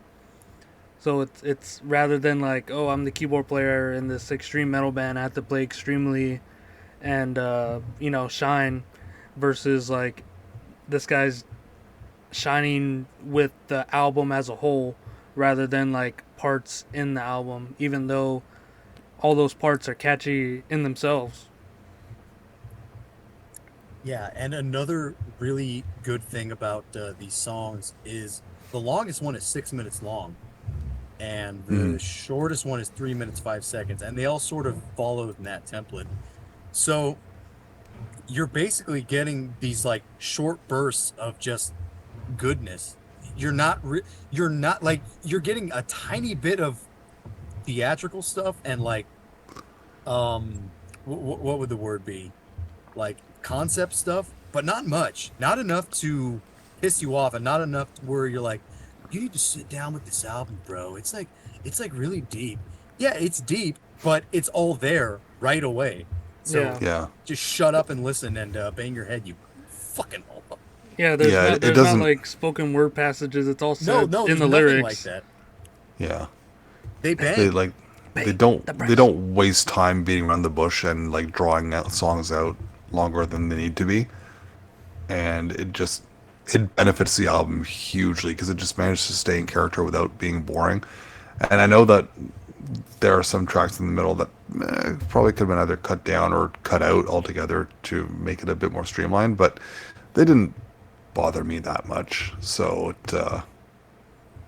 Yeah, I think the biggest snoozer on here is probably Desiree, the Master Malice. Like that's probably it. But I mean, coming right after those three songs, the tone shift is gonna be, hit differently for the listener. So that may just be like they said, us not being up to par to listen to this album. Yeah, but even those songs, even if they might be the most boring, they're still not as tedious as a lot of like progressive no, songs would be. they're Yeah. not as good as the rest of the album, but they're not No. snoozers. They're not snoozers. No, definitely not. Yeah, and the vocal performance on here, it's so odd. There's like the traditional, or like in this song, there's like the traditional black metal vocal, uh, and then there's like this weird like I don't know. It's like it's like I don't. Scorched in fire.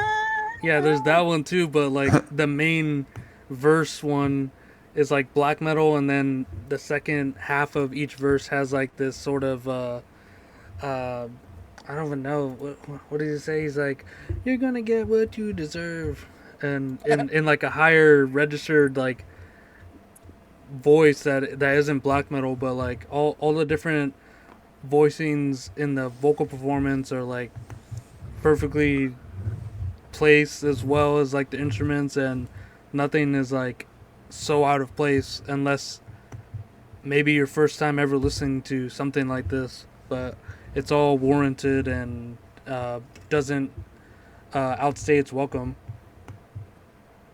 Fred mentioned something earlier. I don't exactly know what he said. He said something about this being very um, frantic, or like Yeah. not, or like a little more frantic than you would expect. I was gonna say the vocal performances are, if the song structure is somewhat normal, as this could be, the Well, I think vocals. the vocals for sure. What caught me off guard? Well, I wouldn't necessarily say off guard, but with all the theatrics that there are still in this album,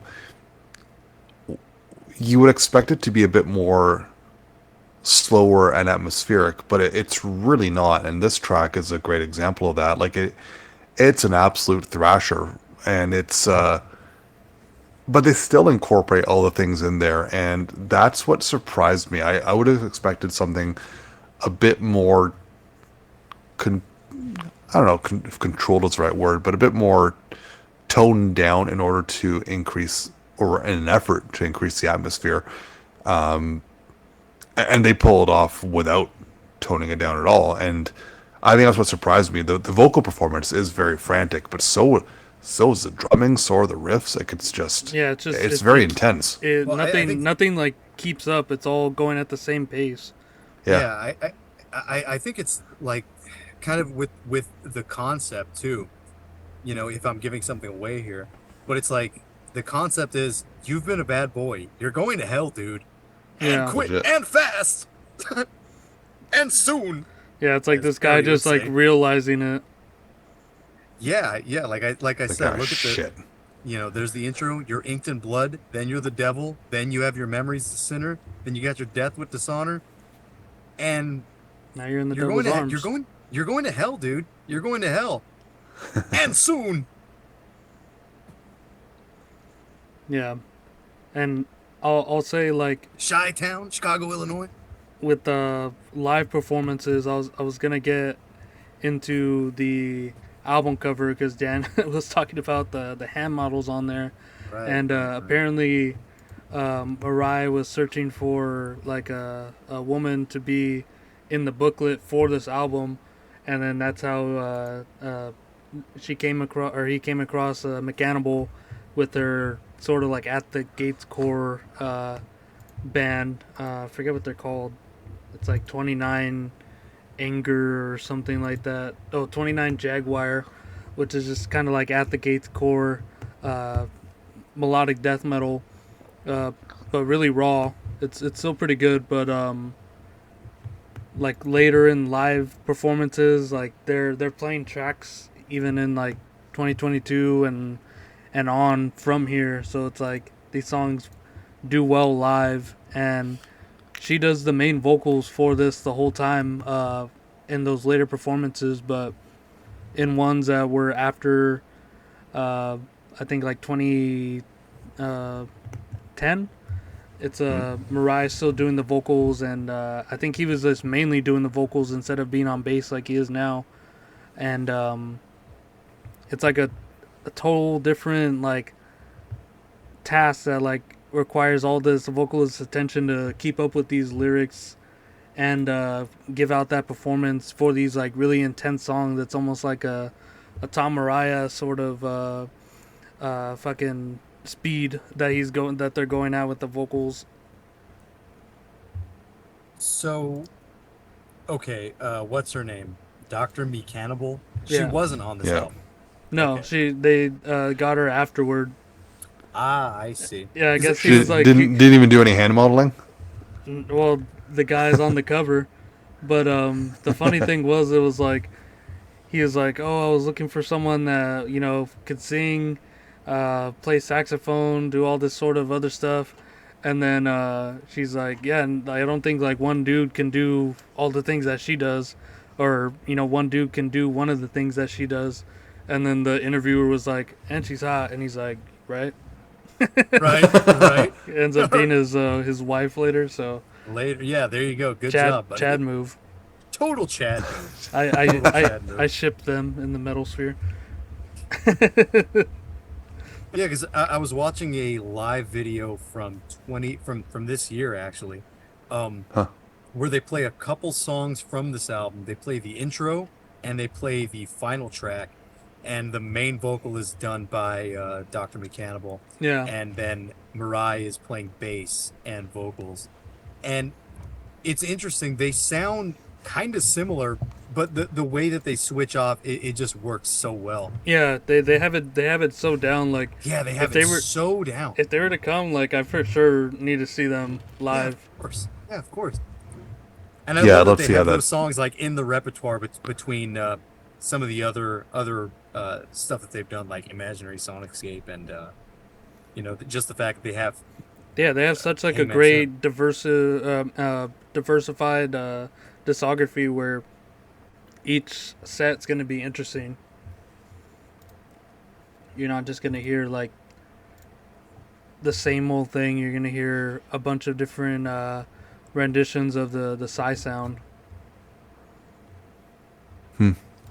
Yeah. Hmm. Yeah, I All don't right. know. Okay, so we did Inked in Blood. I'm not sure what song we should do next. What's should we? Probably Devil's not New Arm. Devil. What's that? In Devil's in Devil's Arms. Okay, In Devil's Arms, right? Didn't you want to do Death with Dishonor? Devil's Arms better. That one's good. That one is good.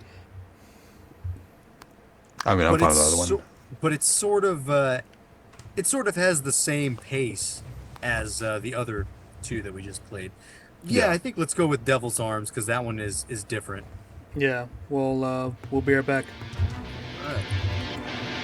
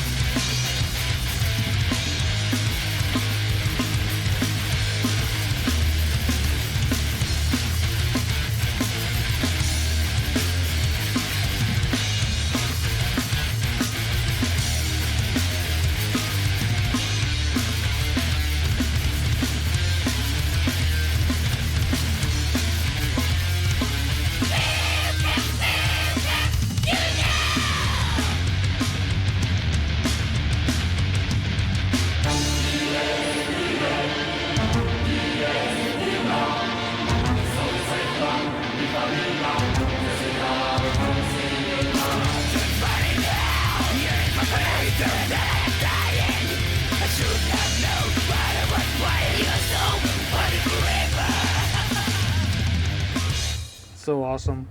Boy, howdy. Back from In The Devil's Dead. Arms. Devil's Arms, yeah, that's the probably the anthem, the heavy metal anthem, if there is one on this album. That's yeah.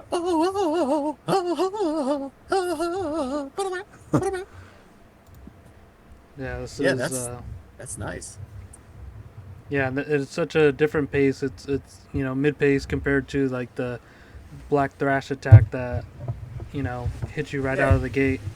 Yeah, that's not a black thrash Yeah. attack. That's sort of a Manila Road thing, but it's like, God, it hits so different. That the main part. Yeah,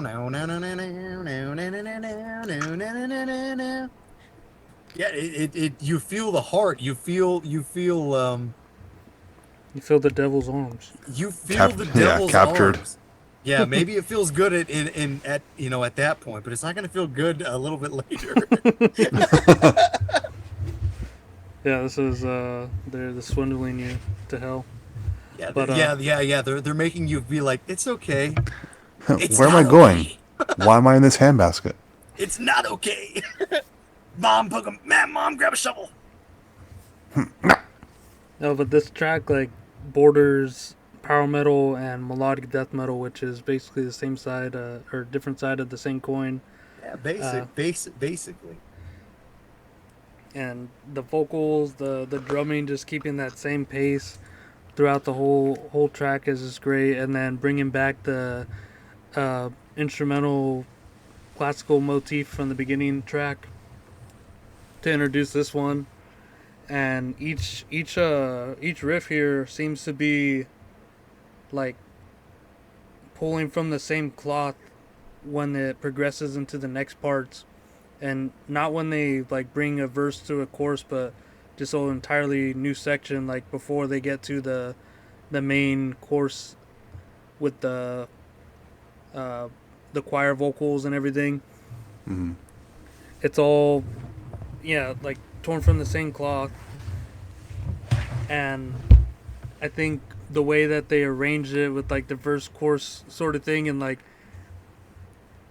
at the end where they drop out everything except for the orchestra, and then come right back in with the into the main course, like Dan said when we were listening, is just like they know exactly what you want to hear, and they brought it back. Yeah, they're good at being immediate. They're good at being at being a metal band. They don't. Yeah, basically they don't suck. They basically rule. They understand how to write a good song. They're They all don't pretty they don't short. stray too far away from being a metal band and No, never. They never incorporate have. a lot of things into their sound, but it's still very much rooted in that. Yeah, and then got a guitar solo from Gunface, who I'm finding out's like from the red chord, and That's interesting. yeah, so they got some far range in who they're getting here. They have a metalcore cat. yeah, I guess this guy did like narration in the Black Dahlia Murder Ever Black album and some guitars on All Shall Perish, but it doesn't stand out in a way that was like awkward in any way. He played exactly what the music needed, even though it is a solo. It was all because I think there was vocals going over the solo part too, so it wasn't taken away from the song. Yeah, I just wanted to point out too. Right after the solo, there was like a little instrumental break with some of the heavy metal riffing on its own, and that sort of kept the vibe going with like 3 different riffs, which were really cool, and then kind of coming right back into the top. But yeah, those they really know how to move everything forward, and that's sort of funny that you brought up the red chord thing, because I was always like, I've always been suspicious with some of these people, because sometimes these metalcore guys didn't know what was up, and sometimes they did. I guess this is just one of those cases where like, oh, he did, because he's obviously on the Sigh album, and this is I don't know that this is necessarily a legendary album, but it's a legendary band. and that counts for something. Yeah. Yeah, for sure. I mean, I can't think of any other band that's accomplished what they've done, and this coming from someone that hasn't actually heard most of their stuff. But like, between the aesthetic, the riffing here on albums like this and Hail Horror Hails, which are the ones I've mainly heard, like, and all the other stuff that Mirai adds into it, who can recreate this? Who has recreated this? That's It's no one. that's a really good point, because I was thinking this like earlier when I was driving over here. I'm thinking like, okay, Sigh's been around for a long time. Sigh's been around for, let's just say, first album 93.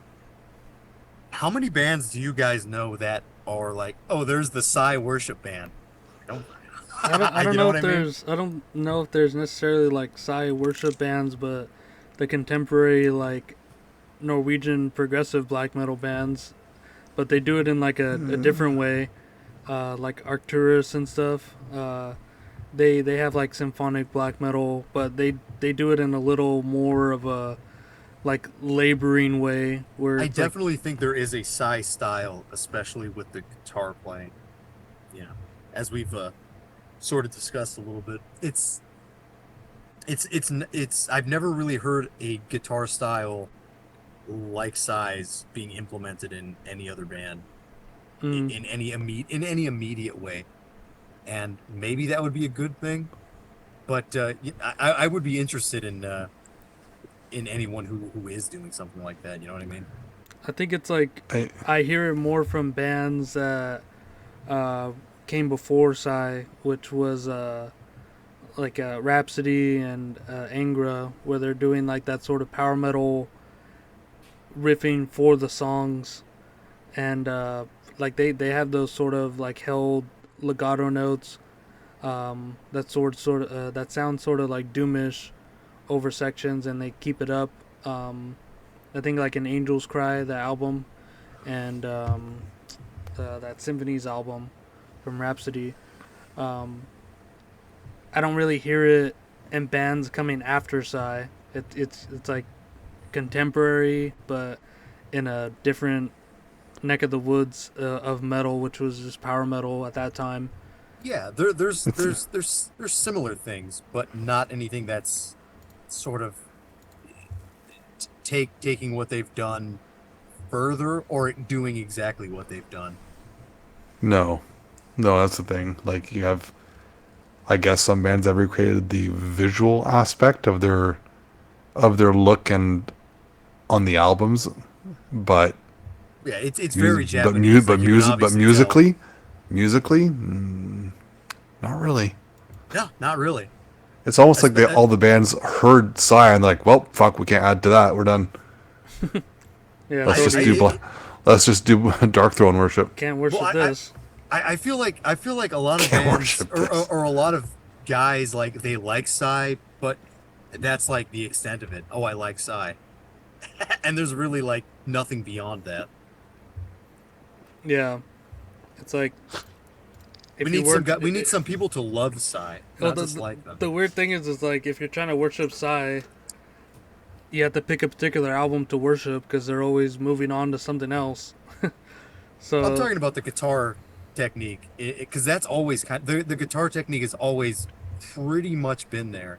I mean, maybe besides some of the solos on this album, because I don't know if it's this one in particular. Maybe they had like other albums where they had 1 million people on them, but this one has, yeah, as you've seen the complete lineup, there's like a shitload of people participating in this one. Yeah, no, this was a party to record. Yeah, we need some parties. Anybody up for a party? Psy I party down. Side party, dressed like that. Get your Bibles out. Indes Italy son potas potale dun. So with that, should we get into the horrible fate of this man? Yeah, let's get into the horrible fate. You're gonna hear some lyrics about he was in the devil's arms, he was feeling so darn good. And then what happens? Oh shoot, he ended up in Hades. So Well, the last track, Shit right? happens. In Paradisium.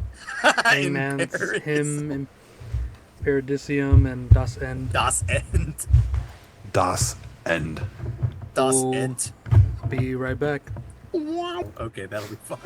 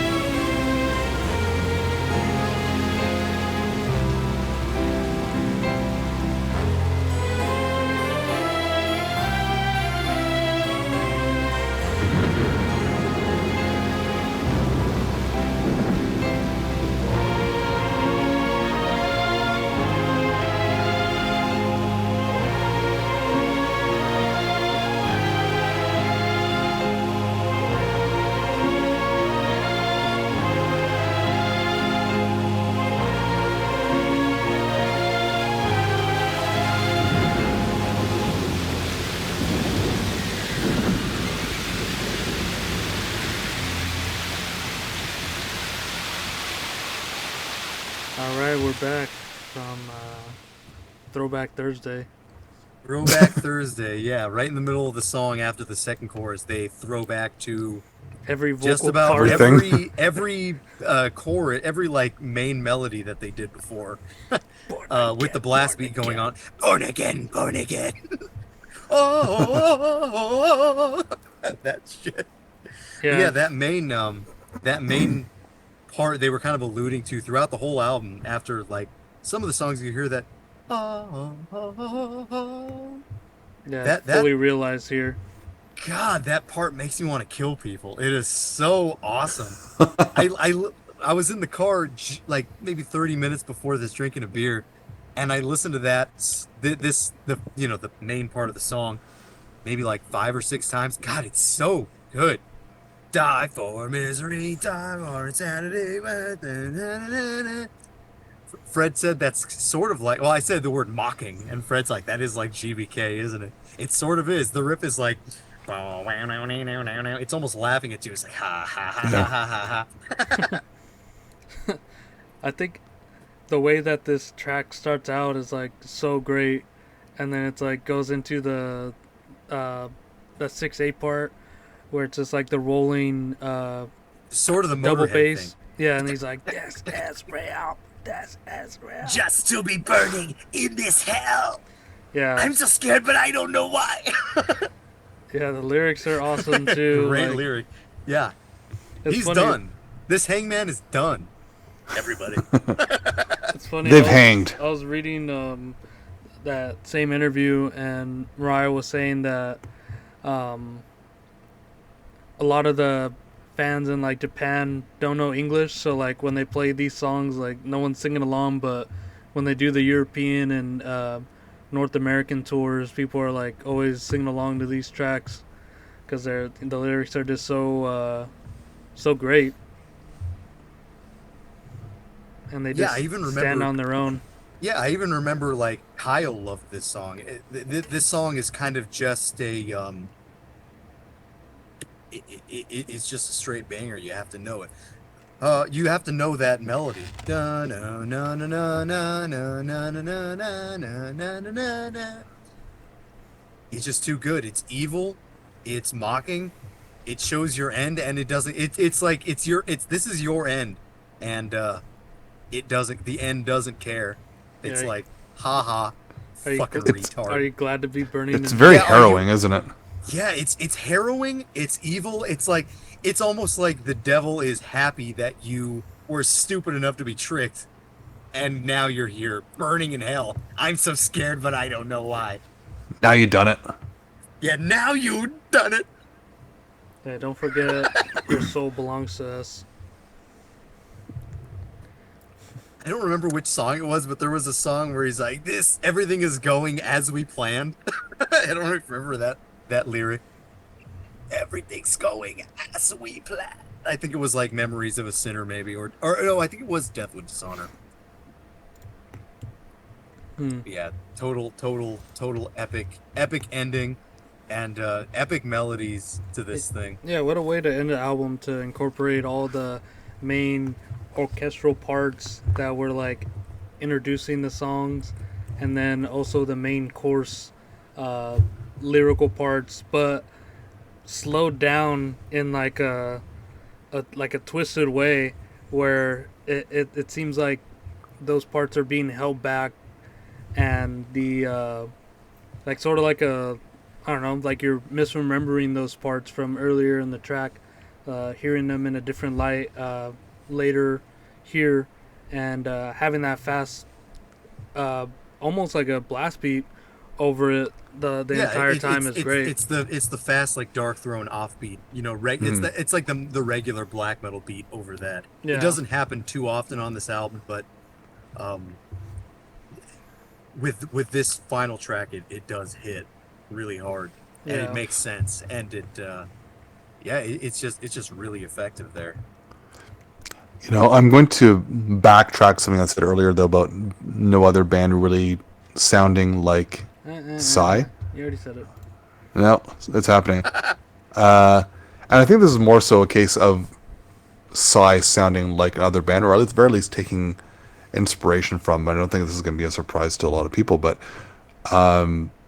Sabat, Oh especially yeah. with The Dwelling and Charisma, those two albums are so heavily steeped in Japanese mythology and aesthetics, and they're so dramatic and theatric, not in the same way that Sigh really amped it up on albums like this, but you can kind of see where the launching point was for that sort of look and feel, I think, on those albums. Yeah, totally. I didn't even realize until today. Maybe I did a while ago, but I just didn't remember. This guitar player who's been in this band forever, apparently he did Cutthroat too. I didn't even realize that. Oh yeah, Mariah too, that right? I don't know. Yeah, yeah, I think Mariah was in it too. Cutthroat was a interesting little band. You know, I don't actually remember anything from Cutthroat. I don't know if I've heard anything from them. Maybe, but You yeah, know, I know they have an the album in 2000. It's called Rape, Rape, Rape. yeah, and that's barely really an album because almost all of it is just covers. Like I have that one, and Yeah, like I you listen to remember it, that. It was a bunch of covers, you're wasn't like, it? this is a good track, and you're like, wait, I've heard this before. And then another track, you're like, wait, I've heard this before too. And like, there's like no more than like three original tracks on that whole album. Like it's good. Don't get me wrong, they're great covers, but there's nothing original on there. I think they did another album. Did they? I think Maybe they did. not. I think they did some stuff after that. They might have done like EPs or Some something. EPs, yeah. Okay, yeah, but yeah, that one album, a lot of covers, and they're This fun song goes covers. out So to they the did really well. Japanese legions. Sabat, Metal Lucifer, Cutthroat, and Barbados. And I think a big influence on Psy is like King Diamond too. Merciful Fate. Oh yeah, yeah. At the very least, in terms of the storytelling aspect, for sure. Mm-hmm. But just because we mentioned Barbatos, can we just all take a moment to appreciate the album "Rocking Metal Motherfucker" and Yeah. We tracks are like rocking metal, motherfuck. We don't give a fuck, "Dick is and we fucking big." don't like to change underwear, and we Dick don't is like to Dick is wash our hair. fucking big. Dick is fucking Dick big. is Maybe fucking big. one of the Dick is best metal tracks ever written and recorded. Just brilliant. the I love it first so track. much. The first track I ever heard from Barbados was the track "Red Leather Bitch." I thought that was great. It's good, yeah. Dick is fucking big. Yeah, rocking metal, motherfuck.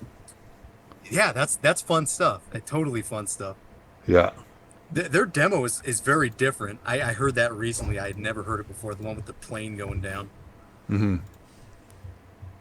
Yeah, it's much more Black metal. yeah, I was gonna say black metal, even kind of war metal at points. Yeah, yeah. When I But was talking to Angel, we were sort of I mentioned well, there were Barbados and Abigail, and he was saying, you know that EP I sent to you earlier, where it's yeah, they sound black metal. It doesn't have the Motorhead thing going on. no. I forget Well, the they were name an of it. offshoot. They were an offshoot of Abigail, anyways, right? So like, and I think that demo was around the time that that first Abigail album came out. Uh, Fetishism, no, not fetishism. What the hell is it called? Intercourse and Lust.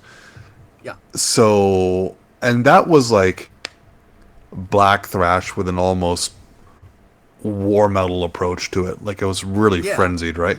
Well, I told So Angel I'm that not that one. hugely surprised. Yeah, I said that one kind of reminded me of the first Earn album. What is it? The 666 Megatons. Yeah, Yeah, it's like that. I mean, they're like Motorhead beats or Motorhead riffs, but they're like blast beats behind them. It's a good idea. And I'll say it once more. Hail to the Japanese legions. did you ever see the Abigail EP that is a Psy cover and tribute, and it just takes the Desolation demo tape cover and just turns that into their own cover, but uses they write Abigail in a Sigh logo style. It's really cool. I don't know. Which one is that? Fuck, what one? I have that EP, but I don't remember what the hell it's called. It's not. Hang on, I'm looking at their discography now. Blah blah blah blah blah. Eastern Force of Evil, Abigail's tribute to Sigh. What year is that? 2005. Let's see. Oh, They here it is. recreate the Desolation and the Requiem for Fools covers with the Abigail logo in style of Sigh's logo. Oh, that's awesome. I was Yeah, looking it's great. At this. I was looking at this other Abigail compilation. It has a couple of Bulldozer covers, and it's called Abigail Loves Iona as She is the Very Best. Yeah. It's very clever. And it has Iona there with her leather outfit, and in her thought bubble, it's the Abigail logo. They do a lot of Bulldozer worship. There's a lot of that in there. Okay. I know everyone loves Forever Street Metal Bitch, but I probably haven't given that a listen in a very long time. I like that the track 8, Hey Slut. Pretty good. So for me, Abigail, it's the debut, and then skip a couple and go straight to Ultimate Unholy Death. I mean, obviously enemy worship, but oh my god, that album's so good. Oh, the one I was talking about was Descending from a Blackened Sky, where Abigail actually sounds, straight black metal with the kind of Venom goat head in the Yeah. artwork. Yeah, really good one. Yeah, it's a great EP. I remember hearing that a while ago because I was already familiar with Abigail. I knew they were like a thrashing speed metal kind of thing. And I heard the black metal stuff. I was like, man, this is really, really interesting. The fact that they were that before they turned into the Motorhead kind of thing. Yeah. Good stuff. Yeah, Same no, with for sure. Same with Barbados.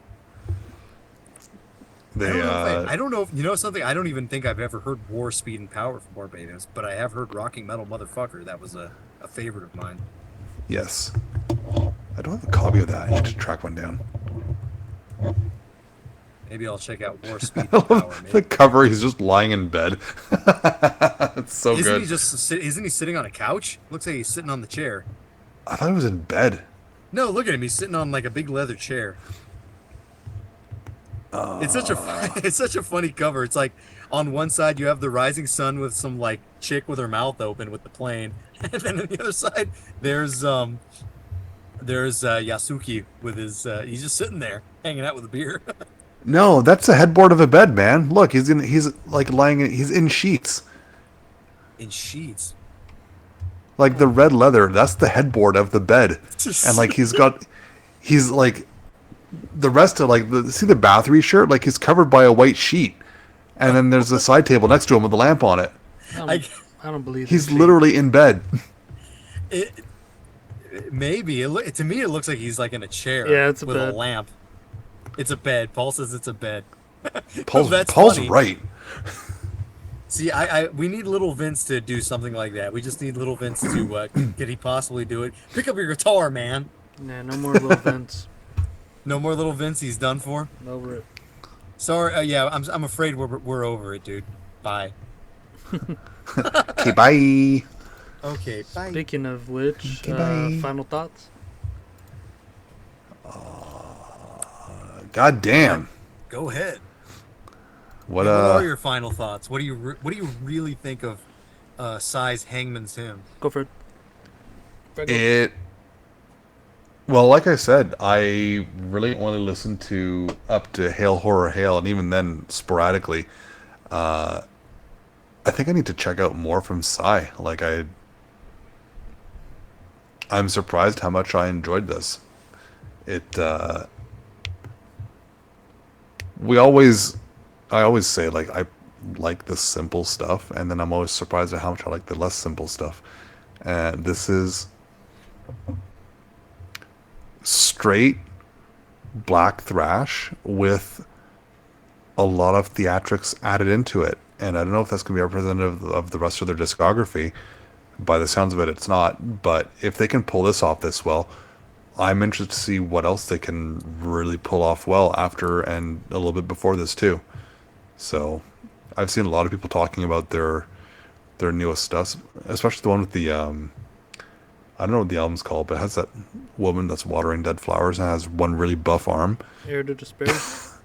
Phil Maybe, yeah. Anselmo is on that album. He does like a guest spot. Oh, okay, so we're not listening to that one. Why? Why would they ruin a perfectly good album? Respect the Phil. No, there's no. No, Pantera, come on, no. I got a mouthful of war. Uh, Do it so well. why would you do that to me? But, yeah, no, awesome. More like Taylor Swift. Awesome album. Good pick. Paul, go. Pantera, more like Panterable. There we go. That's the Paul I need.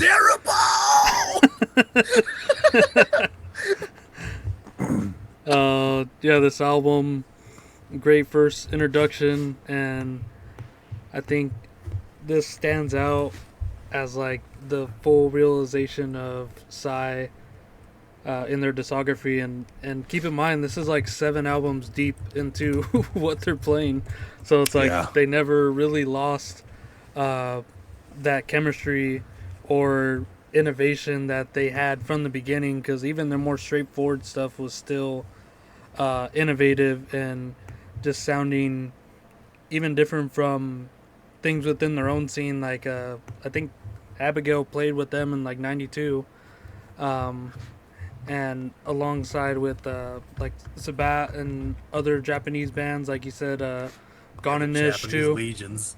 Yeah, like the drummer played in that as well, and I think this stands out in being innovative, creative, catchy, and just completely immediate and lost the word. Just and extremely memorable from each vocal chorus, each riff, guitar solos mainly, and just the awesome sort of like Dismember-esque drumming that brings this whole driving force throughout the album. And it's not entirely dynamic on the point of drumming, but there are points where they'll just syncopate with the orchestral parts, like it'll go dun dun dun dun dun dun dun dun, dun. And then there's sections where the riffs were still doomy, and the drums will do its own syncopation with those orchestral parts, which is just like totally serving the song. Like there isn't anything needlessly flashy going on in this album. It's all purposeful and honestly like just a masterpiece, and probably gonna be, if I could categorize it as symphonic black metal, it stands up at the top of my favorite in the genre. But again, it's like my whole hot take with this was like this is just like a black power metal album. Boom! That just so happens to be symphonic, like the later 90s stuff. And yeah, great 10 out of 10 album. This is always going to be in my rotation because it's fantastic. Careful what you got. Go Dan. Tee. Born again. Born again. What do you mean? Please tell me. Yes, Yeah, these guys don't want to have to lose. They don't want to have to lose, and they didn't lose. They won. They won. They won best symphonic power or black metal album, whatever you want to call this. I think it is contestable. how Paul says. I was thinking the same thing when I first was listening to this like earlier this week. I'm like, this is power metal. No, wait, it's death metal. No, wait, it's black metal. I think it's just subtle enough to where it doesn't matter. No It way, is. it's Sigh.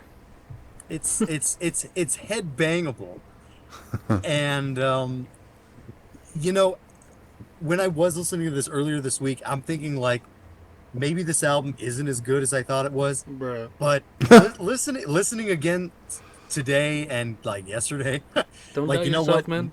Yeah, I'm like, you know what? It's not even myself. It's this band and this album in particular. But you know what?